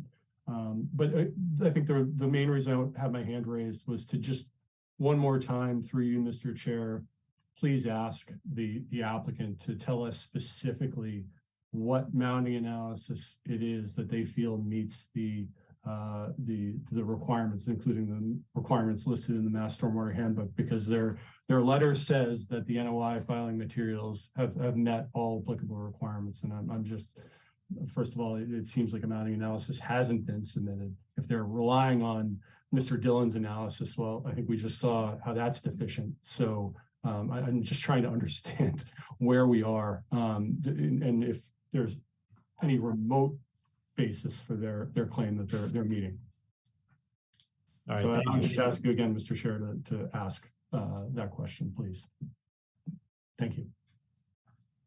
All right, Phil, can you answer the question? I can restate it if you want, but what mounding analysis are you relying on? Yeah, if you could restate it without the hurled insults, that would be helpful. But right, no, I ignore any hyperbole. But what mounding analysis are you relying on? Yes, Mr. Chairman, the Hentouche calculations. And which one specifically, Mr. Chair? Is it Mr. Dillon's or is it Allen and Majors? I didn't hear any hyperbole there. Fair question. Which one is it? Allen Majors? Allen and Majors, Mr. Chair. Allen and Majors. Okay, so it's then not Mr. Dillon. Is that it? Well, Mr. Dillon was asked to review the materials, and Mr. Dillon rendered his own opinion. So that will stand as it is, and I won't speak for him. But we submitted Hentouche derivation calculations for the mounding below the systems. Right, but are you relying upon Mr. Dillon as well as your own? We are, of course, relying upon our own, but then we are relying upon the determinations made by Mr. Dillon because he made those representations at the review and the request of the town. Are they different? I don't have them in front of me this evening, so I don't want to speak inappropriately on them.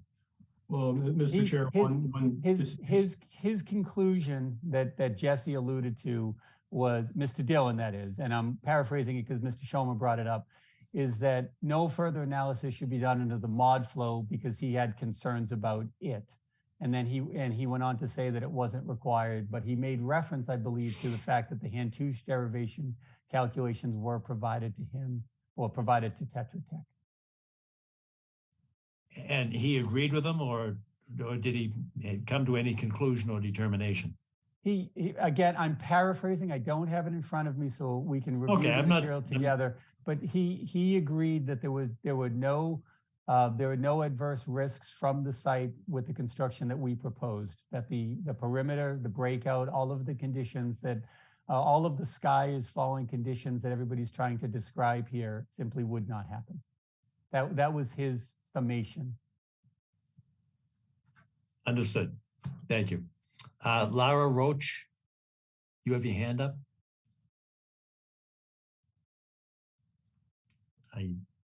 She may not be listening. Scott, do you want to go forward? Sure, Mr. Chairman. I'll be brief. I just have 3 points, and I do want to respond to the hyperbole by Mr. Schomer regarding what I'm doing here in my analysis. I'm not here to oppose this project, and I take that as an insult that you suggest that that's what I'm doing. That's not my role here at all. We don't have to get into that. Just keep it substantive.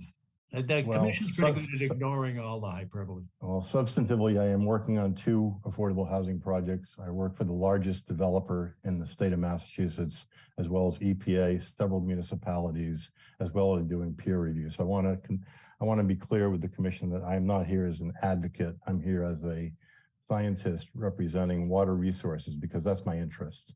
More than half of our waters in the Commonwealth are impaired, and I believe it's because of poor development that doesn't meet standards, Mr. Chairman. That's why I'm here, not to oppose this development, to make sure that it's correct. I'd be happy to talk in great detail about that, Mr. Schomer, at any point you'd like to. I think you're here as an advocate.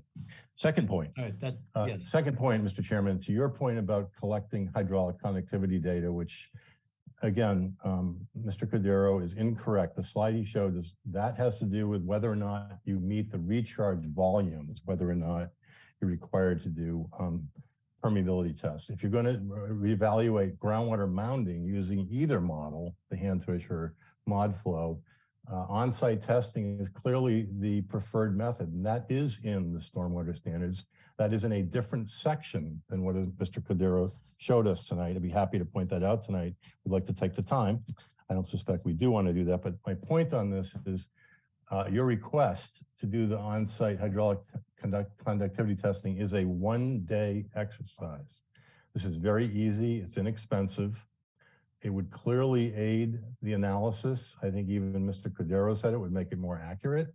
So I don't see any reason why we don't want to have it. It's 1 day's worth of work, much less costly than we're spending here tonight discussing this. So that's point number 2. And my final point number 3 is that, again, GZA has been hired. We're hearing a lot about the ZBA's consultants. I think we're at a Conservation Commission hearing. My understanding is you've hired GZA. They are highly regarded in this field, probably more so than Tetra Tech in my opinion, although Tetra Tech's a good firm. And they have a recommendation before you, which is pretty clear. And I guess I don't see why the applicant wouldn't want to provide the model and provide the files. I think it was Mr. Schomer described as proprietary data. It's not proprietary data. It's the data that was used to generate the model. As Dr. Mobile said, it's standard engineering practice to provide your assumptions, your input data on any calculation model. Has nothing to do with whether it's proprietary or non-proprietary. Perhaps that's some legal ease one might want to try to add to this. But the fact of the matter is, if the commission and GZA want to understand and review the model, they should see the input data. It's that simple. It's standard practice. So in addition to your request for requiring the model and the on-site hydraulic conductivity testing, 1 day's worth of work, I would also suggest that you reiterate the request for the data, the files that go into the model. And I'll stop there, Mr. Chairman. Thank you. All right, thank you. Hi, good evening. Phil, can I ask a question? Phil, do you agree that, because this is a legitimate factor, do you agree that getting that, the hydraulic conductivity permeability tests, is that relatively cheap and relatively fast? It can be. It can be. I mean, Mr. Horsley pointed out it could be a day's worth of work. It depends on the contractor that you engage, the availability of them, when it's being done, how many tests you're doing. So obviously there's a lot of factors that go into it, but it could be done in a day. The test can be conducted relatively quickly. We obviously scientifically can't disagree on how to conduct the test. That's prescribed by ASTM. So yes, it can be done quickly. They could be done economically, all things considered. Sure. Okay, fair enough. Thank you. And I'll try again for Lara Roach. I see your hand up, but Yes, hi. Oh, there you are. Good evening. Apologies, I had some issues with my microphone Zoom settings. Okay. So I'm Lara Roach, 44 Holmes Lane. And I just wanted to speak up on behalf of some abutters. I've been listening all night. We've been listening for months. I think it's been years now.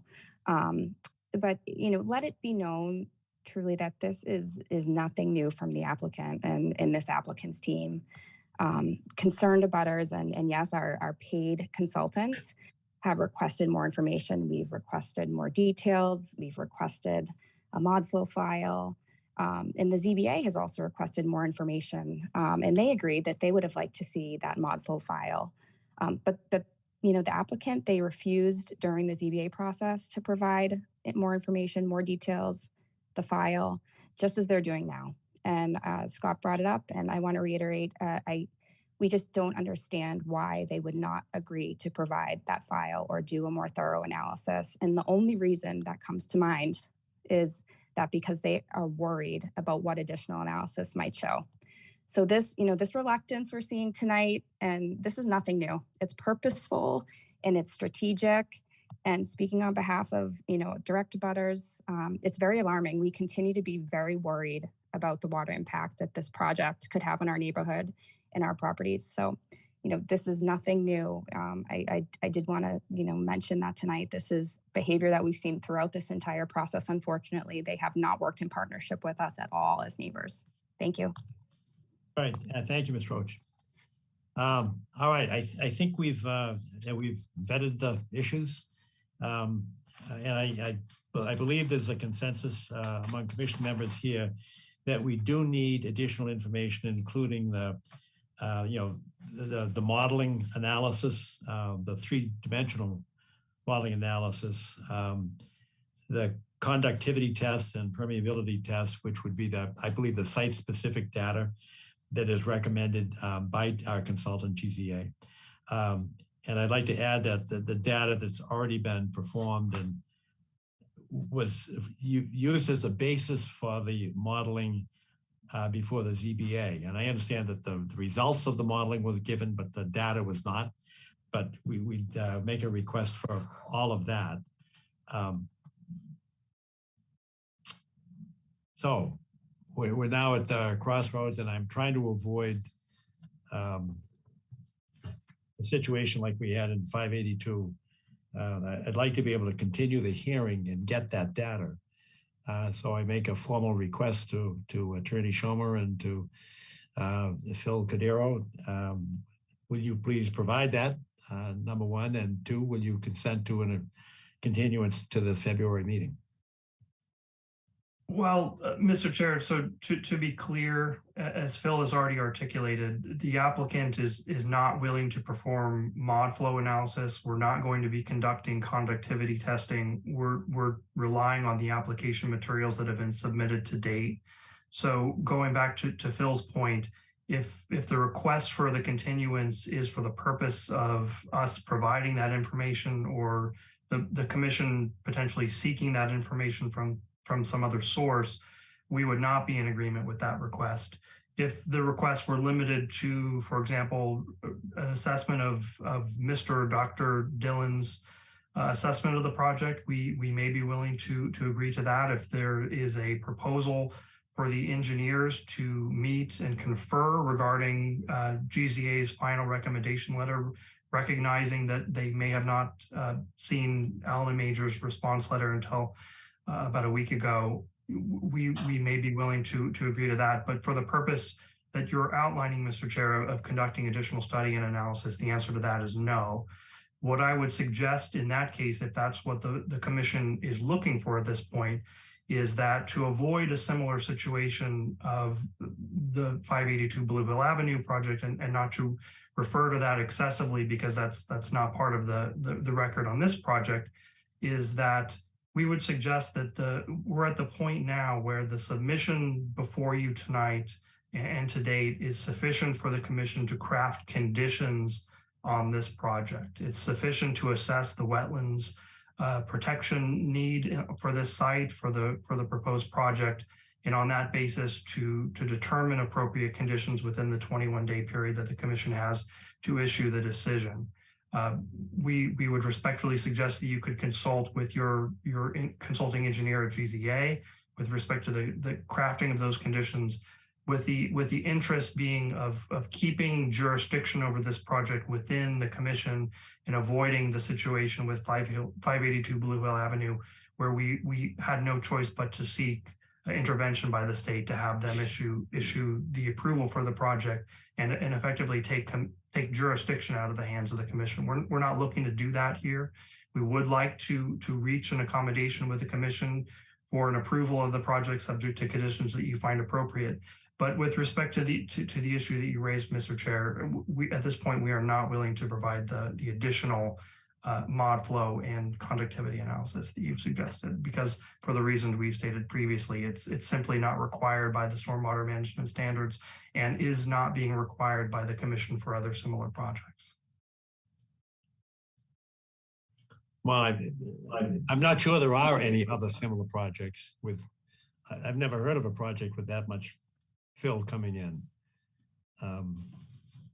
But I get your point. All right, well, my view, and this is just my personal view to the commissioners, is that we need this data. It's been recommended that we get this data and that we do the modeling, the three-dimensional modeling with site-specific data to be input in order to determine whether or not the system is going to work. I think that's appropriate. I think it's part of our charter and mandate in fulfilling our obligation to implement the state regulations. And we're not confusing this with the town bylaw. We understand the comprehensive permit implications. And that's my view. So I think that it would be great to have Dr. or Mr. Dillon come in and explain that, but that's not by itself. It would be in conjunction with getting additional data and particularly the mod flow analysis completed. That's my view. So, but I'd like to hear from Hans and Wendy and Arthur. Hans, what say you, sir? You're still on mute. My position hasn't changed. That is, we need the data. Yes, what our third-party consultant has requested. Okay. Wendy? That's the same for me, John. I agree with you and Hans. Arthur? I concur. All right, so we now, you've got a consensus. We haven't had a vote yet, but the consensus is pretty clear that we do need that data. We do formally request it. And I don't mean to say it and assume that you know everything, but clearly it's the modeling, it's the site-specific data as requested by our consultant, the hydraulic conductivity tests, the permeability tests, in order to allow us or you, or if need be, our consultant to perform the three-dimensional analysis for mounding analysis. So that is our formal request. You can answer now or later on, but the next question is, will you assent to the continuance to get that information? Mr. Chair, if I may, just before answering that question, if I may offer one suggestion. Sure. I think it may be helpful, as I suggested previously, to have a meeting of the engineers, to have Mr. D'Ambrosio, Mr. Cordero, and Mr. Reardon and Mr. Dillon from Tetra Tech have a conference with each other to assess this issue and to determine what it was that was done previously by Tetra Tech, because we're not aware of whether Mr. D'Ambrosio was aware that Tetra Tech had performed as an extensive review as they had when the recommendation was issued by GZA for the additional analysis to be performed. I think it may be helpful to have that conversation between the engineers to iron out the issues, to determine what exactly additional review, if any, is relevant to the commission's review. And I think that would be helpful for the commission in assessing whether the request for this information needs to be responded to by the applicant in order for the commission to issue an order of conditions for the project. And I would suggest that conversation could take place in the presence of one or more commissioners without violating the open meeting law. It's been done in previous projects, and in fact, those kind of offline conversations were had during the Zoning Board of Appeals process. I make that suggestion not in the interest of concealing what the content of that conversation is. It can be noticed as a public meeting and attended by the commissioners if that would be helpful for you. But I think that the answer to that question of whether the additional study and data is required under the stormwater management standard is something that Tetra Tech would have a relevant opinion on, and is a question that could be answered prior to the commission taking the position, as you suggested tonight, Mr. Chair, that you will be formally requesting this information and putting us in the position of either assenting to or declining that request. Understood. I should say, I say this with full respect for Steve D'Ambrosio, but the hydrologist that we hired, and this, remember, going back to the beginning, under Chapter 44, Section 53G, our intent was to hire a hydrologist, and that's Jim Week. And it's Jim Week that made a strong recommendation that we get the data, so that I'm not sure what discussions you're talking about, so that the engineers could iron out the differences to come to a legal conclusion as to what the minimum standards are as opposed to the standard of care. I think that's inappropriate, and it's certainly not the role of GZA under Chapter 44, Section 53G. They are our consultant to respond to our questions, to assist us in understanding the hydrology.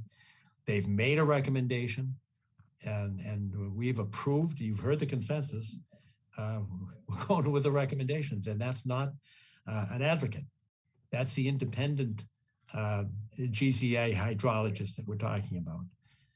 So, and the other thing is, and I know you said you could have this full discussion as a public meeting. I'm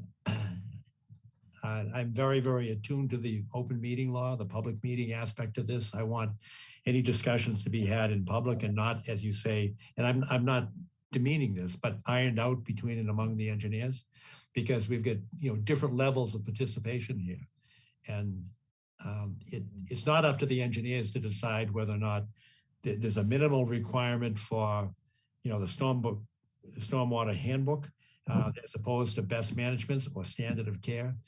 That's within our purview. That's the Conservation Commission. And at this juncture, I can speak for myself, but from what I've heard so far, I think we're in agreement that we need this data to find out what is the best and most appropriate way to have this analysis completed, to see if the system works. So I appreciate what you're doing, but I think, and I said it was the elephant in the room before, I think we're now at the same juxtaposition that we were with 582. We've made the request. We need the data. We're following the recommendations from our independent consultant.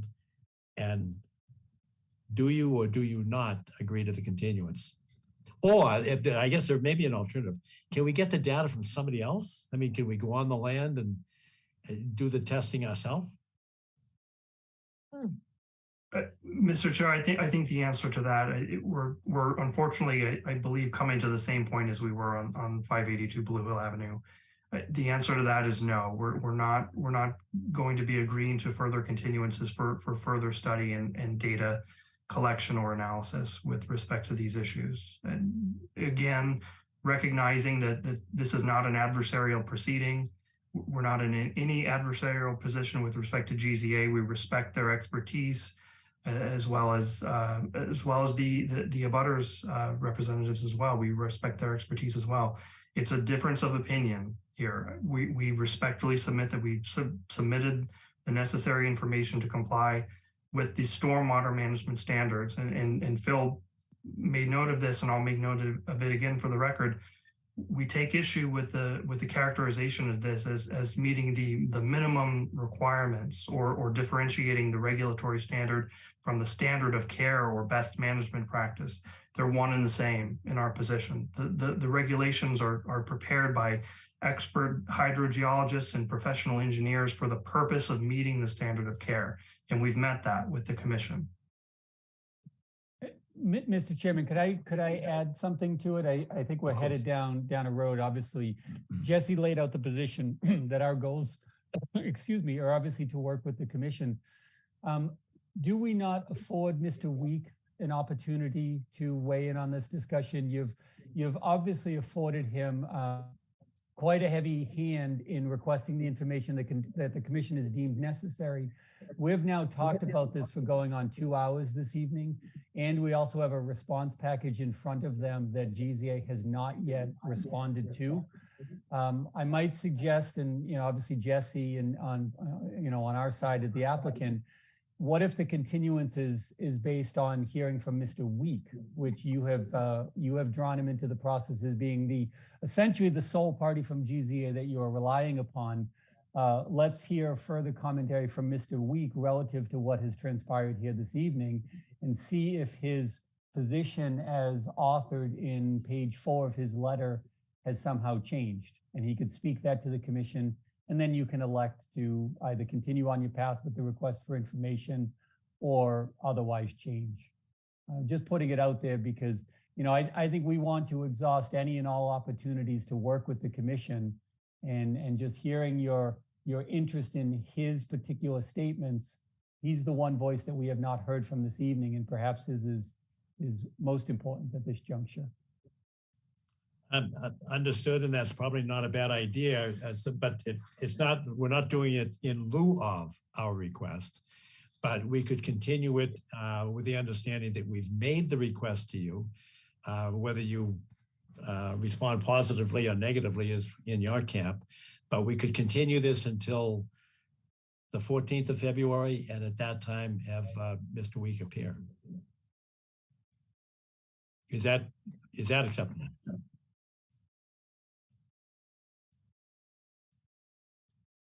So I'm going to defer to Jesse. I think it's a reasonable opportunity for a conversation. GZA can review the materials that were provided to them, as a response to their initial letter, and then we hear the testimony directly from Mr. Week.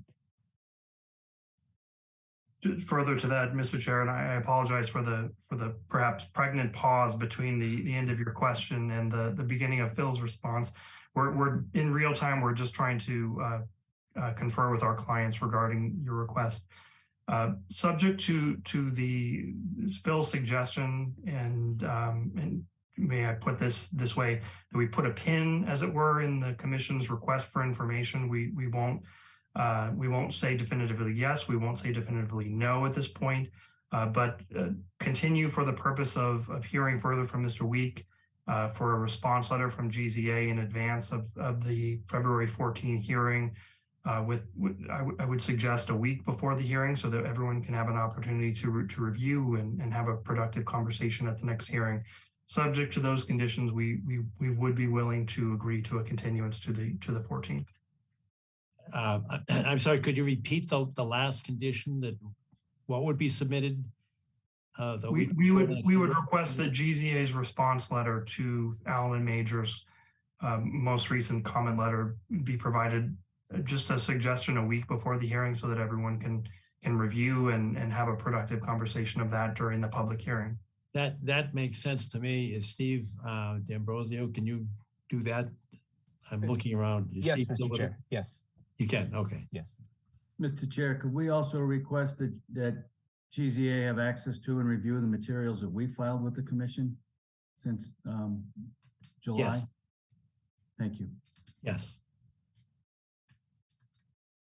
All right, so it sounds like we have an agreement to continue this matter until the 14th of February, with the understanding that GZA will respond a week prior to, at least a week prior to the 14th, with their response to your response.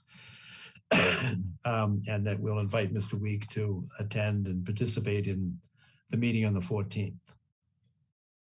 Agreed? That's correct, Mr. Chair. And just to clarify, with respect to Attorney Cochran's request just a moment ago, I just wanted to clarify the manner in which the material that he's referring to and specifically what he's proposing to be provided to GZA and how that's conveyed to them, with the interest being that you've expressed a strong desire that all communication with the peer reviewer take place in the context of the public hearing. And so we want to make sure that the abutters and their consultants are being held to the same standard and are not providing direct communication with GZA. We don't, we won't, we wouldn't go close to that, Jesse. We have submitted materials to the commission. We've submitted copies to you. We don't always get the same nicety from you, but you don't provide copies to us. But we've provided materials, several sets of materials since from July and October. They are part of the public record, and we would ask GZA to review those materials. Yeah, that's fair. These are all, this is all, as I understand it, and I think Ned just reiterated, this is all part of the public record documents that are there. This is not some new communication. Am I correct, Ned? Absolutely. We no desire to communicate other than any way through the public process. It sounds like we have an agreement for the 14th. Am I correct? We do. All right. Yes. Fair enough. All right. Thank you for your time and attention and patience on this one. It was lengthy but worthwhile. So now we can go on to the next item, which I have appropriately lost. Number 9, John. Yes, what is number 9? Request for determination of applicability, Brush Hill, 1259 Brush Hill Road, Lot C. No, we continue those. Yes. And number 10, amendment of order of conditions, 1259 Lot D, continued hearing. Yeah, I thought we went through those, Steve. Oh, I'm sorry. You're right. Informational, Heverly Park resolution. Hi. Thank you all for having me. This is Jackie Golden here. I'm here on behalf of Scott McKay and Parks Department as well. We submitted I came to you in July bringing this topic up. And since then, I just want to give a little bit of an update in request of a support letter for the CPC application process that is taking place right now. We have submitted the CPC application jointly. I submitted it with Scott McKay again in the Board of Parks Department. It is to request $40,000 of funding to what we are calling to get the space shovel ready. That means do site survey, permitting, construction drawings, to get all of our ducks in a row before going another round of funding to ask for a physical structure on Heverly Park. A few updates since July.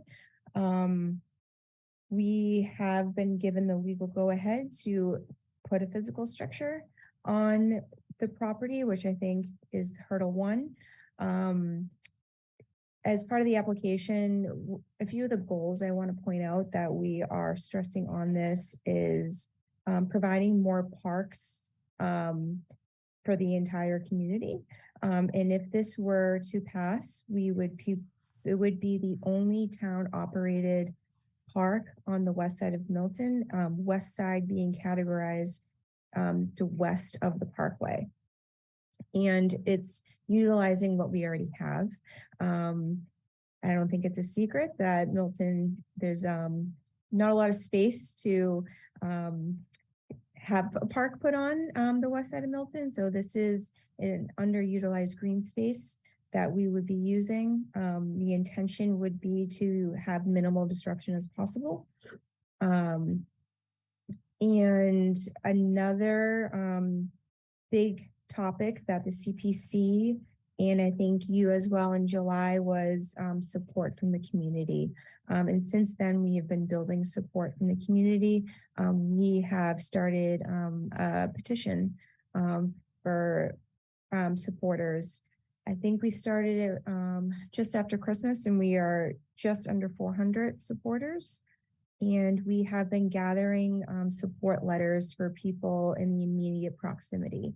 So we have several abutters providing support letters. I think we have just over a dozen letters. Again, abutters, we actually have the owner of the gas station writing a support letter, the principal of Tucker School, and just to name a few.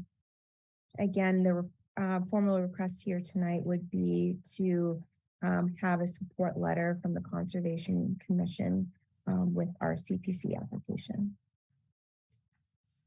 Jackie, thank you very much. And we recall when it first came up, and we've had a number of discussions with Scott McKay and others. And we actually have requests to the Park Department to support our CPA committee proposals to put in a pedestrian bridge. So I understand exactly what you're doing. We have submitted our proposal for the pedestrian bridge and have claimed that it's in support of the CPA goals of open space and recreation. And I think your proposal does that as well. It's a public amenity. I think it's an important use of open space, and it keeps it as open space. When you said structure, I just want to make sure that nobody thinks that you're not putting a building in there. No, sorry. Because you're coming before the Conservation Commission to do it, you know. Sorry. Yeah, I think it's a little bit more fancier word to say playground. Yes, it's a playground.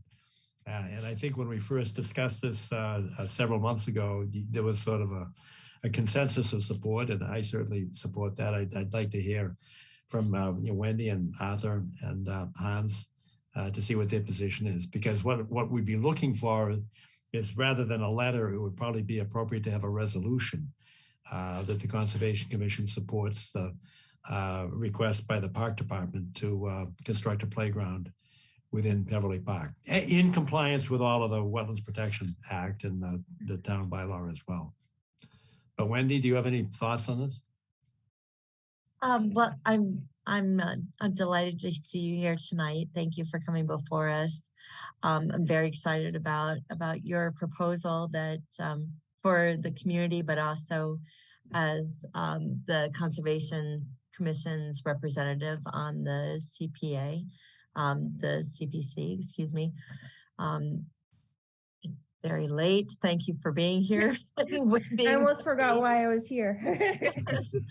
I know that some of the discussions that we had with the Community Preservation Committee was that since your proposal is adjacent to the proposal of this commission, the Community Preservation Committee was hoping to see collaboration between your group as well as the Conservation Commission. So I'm wondering if there's maybe something above and beyond that we could do above and beyond just letters of support for each other's projects, but maybe, you know, some sort of agreement that there's representation from your committee when we're discussing the project as the Conservation Commission and vice versa. Yeah, 100%. I can bring this back to Scott as well, but I don't see any issue with that on my end. I think it would be amazing. John, does that seem like something that might be applicable? I don't know if there's any kind of precedence that's been set for something like There is, but it has to happen because it does depend upon where the playground is located. But if it's within 200 feet of Pine Tree Brook or 100 feet of the pond itself, it must come before us as a notice of intent. So by law, we will cooperate in this. So we don't have to agree to go to each other's meetings because the park department will have to file a notice of intent. Okay. That makes it easy. Yeah, Great. it does. It does. Hans, any thoughts? Yeah, no, I'm very much in support of the project as a resident that is lives. Oh, wait a minute, you're on the east side. Yes, you're on the east side. Technically, I am on the east side of Blue Hills Parkway, Yeah. and Pine Tree Brook is visible from my house. But yes, I use that area very often. I would have liked to have seen this in place 5 years ago, so my daughter could take better care of it. But I'm better late than never because I'm very much in support of improving the town and access to these sorts of facilities, and I think that's a excellent location for that sort of improvement. I do ask John, was this reviewed against Article 97 and whether or not it did constitute a change in use of the site?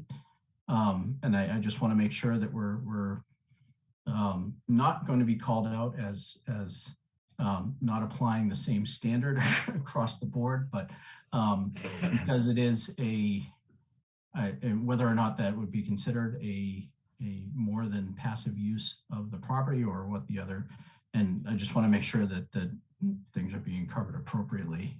And ultimately, it wouldn't require an Article 97 approval. I believe that is correct, and I make that statement having talked to Kevin Freytag, our town council. Initially, and Jackie, for your benefit, initially we had a problem because we thought we owned the land. Yeah. And if it were 97, we don't have any land to give in exchange for land that we're, changing use for. Then we found out we don't own the land. And the land is owned for general municipal purposes by the town itself.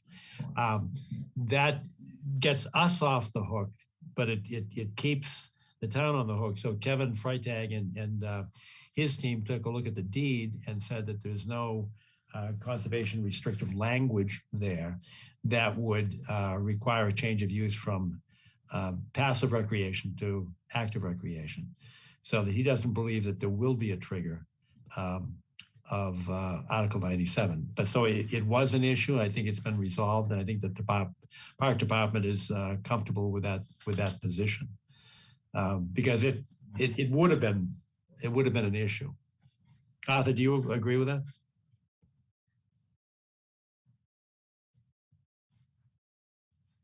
You're still on mute, Arthur. There you go. There we go. Thank you, John. Should have been on mute earlier in the meeting. In fact, I hit the mute button, but it didn't work. I was saying that our home abuts Andrews Park, where there is such a playground. And we see throughout the year the enjoyment of people within and beyond our neighborhood, including our own grandchildren. So I fully endorse and support this. Maybe one of the things that the Conservation Commission could do is to, if this park is treeless, add a couple of trees, like there are at least two of them, if I remember correctly, within the one here at Andrews Park, and they afford a modicum of shade for the children and parents. And John, your wording earlier in the discussion, I thought was a perfect resolution. And if we could accept that wording and employ it from the tape, I will move that your wording be a motion to fully support and endorse this important initiative of Beverly Park. You're testing my memory on that. We have it on tape. Steve, do you have language or what? We have it on tape, John. Okay. I wasn't fast enough with that, John. I'm sorry. We'll just play the tape. All right. Well, no, what I suggest is that we propose a resolution that the Milton Conservation Commission support and endorse the CPA committee application to construct a playground in the area of Beverly Park that provides open access to the public and enhances the goals of the CPA in both in the open space and in the recreation categories. That was better worded than the first time. Is there such a motion? So moved. All right, a second? I'll give you a second on that. All right, good. Any discussion? I should have asked for comments from the public or abutters first, but I hear nothing and see no hands raised. So any discussion among Conservation Commission members? One suggestion I have, and I don't think it should affect this proposal, but I think there is an opportunity for the CPA to integrate not only the ponds, the Pine Tree Brook, but I think there would be a good opportunity to support any master planning that's ongoing, and so look at things in a comprehensive nature to try to guide things so that the improvements there aren't piecemeal.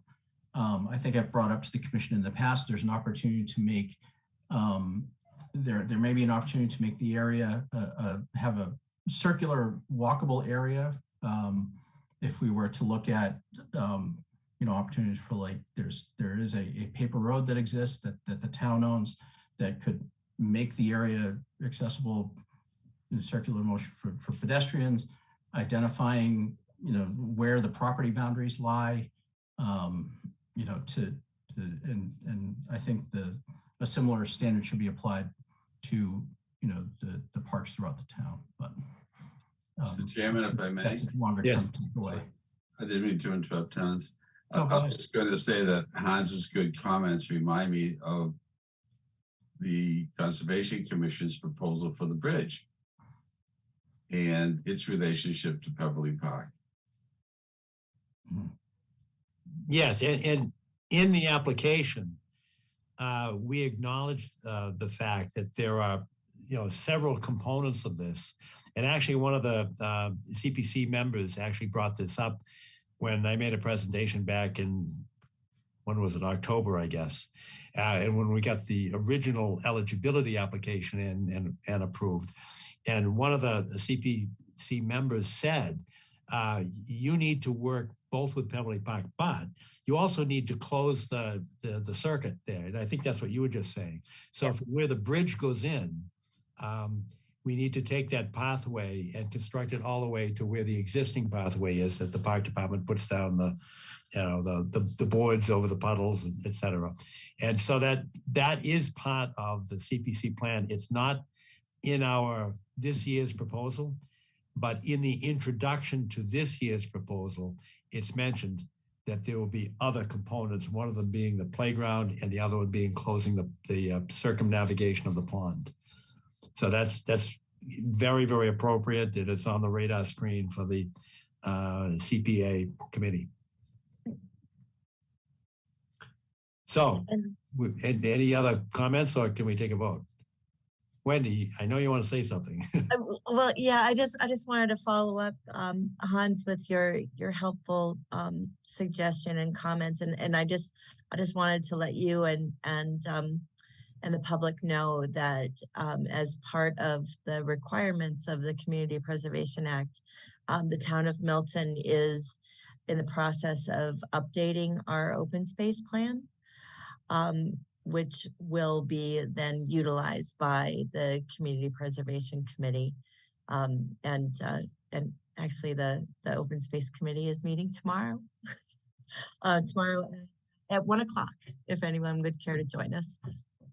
Very good. Very good. All right, so we have a proposed resolution. There's been no further discussions, so I'll take a roll call vote. Arthur Doyle, how do you vote, sir? Yes. Wendy Garpo, how do you vote? Yes. Hans Van Lingen, how do you vote? Yes. I, John Kiernan, vote yes as well. So unanimous. You'll have a resolution. We'll have it printed up for you tomorrow, Jackie, and you can then submit that to the CPA committee. Is that, sorry, is that something I need to pick up, or will it be electronically emailed to? Yeah, I'm sure Kathy Bowen can email it. To Kathy, okay. Right. She'll get it to you. Thank All you right. so much. I really appreciate it. All right, thank you, Jackie, for all your work. Thank you, Jackie. 13 is Climate Action Planning Committee. Arthur, do you want to introduce that? Thank you, Mr. Chairman. The Select Board has been entertaining over 6 months now recommendations for the creation of a Climate Action Planning Committee consistent with what has been going on with other communities, and needless to say, much of what we're aware of in the greater environment. And this would enable us to seek funds under the committee to tie in with existing and emerging state regulations, and recognizing too that the new governor has created a climate cabinet secretary. So we see the direction in which this important issue is moving. The statement of purpose or charge that is before you has gone through multiple iterations. And one of the things that I wanted to note is that there is a sentence in there that says also the Climate Action Planning Committee shall engage with other Milton committees and commissions having a related purpose, which of course would include the Conservation Commission, and that it includes a number of appointment positions, one of which would be made by the Conservation Commission. So I'll leave it at that, Mr. Chairman, as a brief introduction. The Select Board will be acting on this tomorrow evening. That's great. And the purpose of putting on our agenda is to consider a resolution by the Conservation Commission to support and endorse the Select Board's decision to form this Climate Action Committee. Similarly to what we just did with the Park Department's application for funding for the playground, so also would we pass a resolution to encourage and the Select Board to actually approve this committee and to fund it and to make the appointments. So I would propose a resolution. And Steve, do you have my email I do. in front of you? I do. Can you And see what the resolution is? And I quote you, the Conservation Commission endorses the proposed creation and implementation of the Climate Action Committee by the Select Board.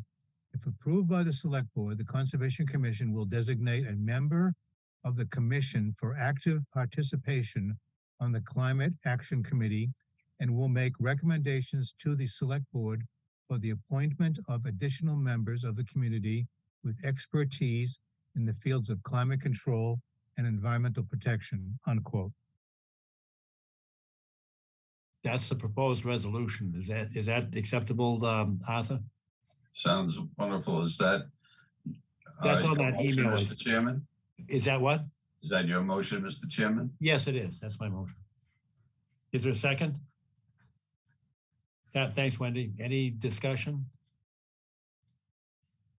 Hearing none, roll call vote. Arthur Doyle, how do you vote? Yes. Wendy Gapo, how do you vote? Yes. Hans Van Linken, how do you vote? Yes. And I, John Cannon, vote yes as well, unanimous. So will you present that tomorrow to the select board, Arthur? It'll be an honor, Mr. Chairman. Great, good enough.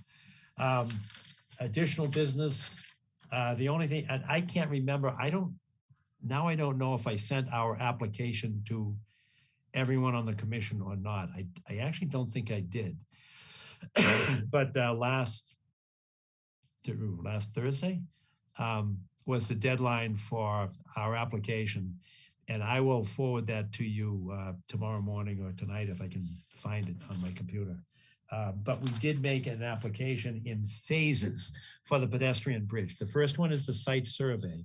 And Hans, that site survey will help in identifying where the connecting path will go and other, the access to where the playground can go as well. We made a request for 15,000 for that, and then another 1,000 for the wetlands delineation. Steve has offered his time and expertise to do that. We put $1,000 into that to get a GPS or GIS machine or whatever it is to actually place the wetlands flag onto the engineering site survey plan. So that's phase one. Phase two is the design of the bridge. Now, the complicating factor here is that the design of the bridge and the fabrication of the bridge requires a lead engineer. And we were uncertain until last Thursday. The submission was done on Friday. On Thursday, we got word back finally from Northeastern University by the president of the Northeastern University American Society of Civil Engineers, a man by the name of Macy's. I can't recall his first name, is Edward Macy's, but he has indicated that yes, they Northeastern Engineering Department is still interested in pursuing this. They're busy right now, but they'll be free and clear to devote their time and resources come September. So phase two it comes in two subparts. One of them is we asked for $50,000 to get a lead engineer to do the design specifications. What that translates into is making the concept drawing that we already have into the construction drawing with actual specifications and component parts. We won't need that 50,000 if Northeastern actually formalizes their acceptance of the lead engineer position. So it's a little illusory here because the 50,000 is to get a lead engineer to do this. We think we're going to get it for nothing. But the whole cost of the design, we've got at $100,000. And now that it's design and manufacture or fabrication. So what we did is we looked around to a couple of manufacturers. We went to the town of Walpole in the town of Warren, Rhode Island, both of whom have installed these types of pedestrian bridges. And there are, when I forward it to you, you'll see there are 3 photographs of what the bridges look like. They're prefab, they're done offsite. We've got $100,000 in the budget for it. We did get a sort of a conceptual bid in the amount of $66,000, which would be great if we could get it for that. That's by a group called Ravens Marine out of Kissimmee, Florida. And they're the ones that actually constructed or fabricated the bridge for the town of Walpole. So these are real 2023 numbers. And then the last phase, we've got another $100,000 allocated for that, and that is for transportation and installation. It's a heavy bridge, so it's going to require heavy duty cranes or crane singular to put it in place. And part of that installation is also to get on board a helical pile or a helical drilling company on board. We've identified, and Joe Sloan has been very active in this. He's the head of the Friends of the Pope's Pond, a good guy, very active. He's got some friends at Helical Pile in Braintree, and he's hoping to get some discounted services from them. So we believe that we can get the fabrication done for the total of 100,000, including the engineering costs. And then secondly, another 100,000 to actually put it in place, get the helical piles in place, which will be done in part by the site survey. We'll know where they're going. So we've got 16 up front, 100 for the phase 2 and 100 for phase 3. We think we can do it for that. We've made an application to the CPA committee for 125,000. We already have 100,000 that the town of Milton allocated in June of 2020. So DPW put in a line item for the bridge. So that 100,000 is already encumbered by the town. So we're asking for an additional 125, and we think the total of 225 will cover all of our costs to get it in place. So that's gone in. It's going to be presented verbally by me on February 15th. And we're trying to get support, just as Jackie Golden was doing tonight. We're trying to get support from the park department and from the select board. I sent Arthur a proposed resolution and asked for the select board to support our proposal. Keeping in mind, town meeting's already done it by approving the first 100,000. And I've got a call or an email into Kevin Grissom from the park department asking him to pass a resolution supporting our proposal as well, just as we did his tonight.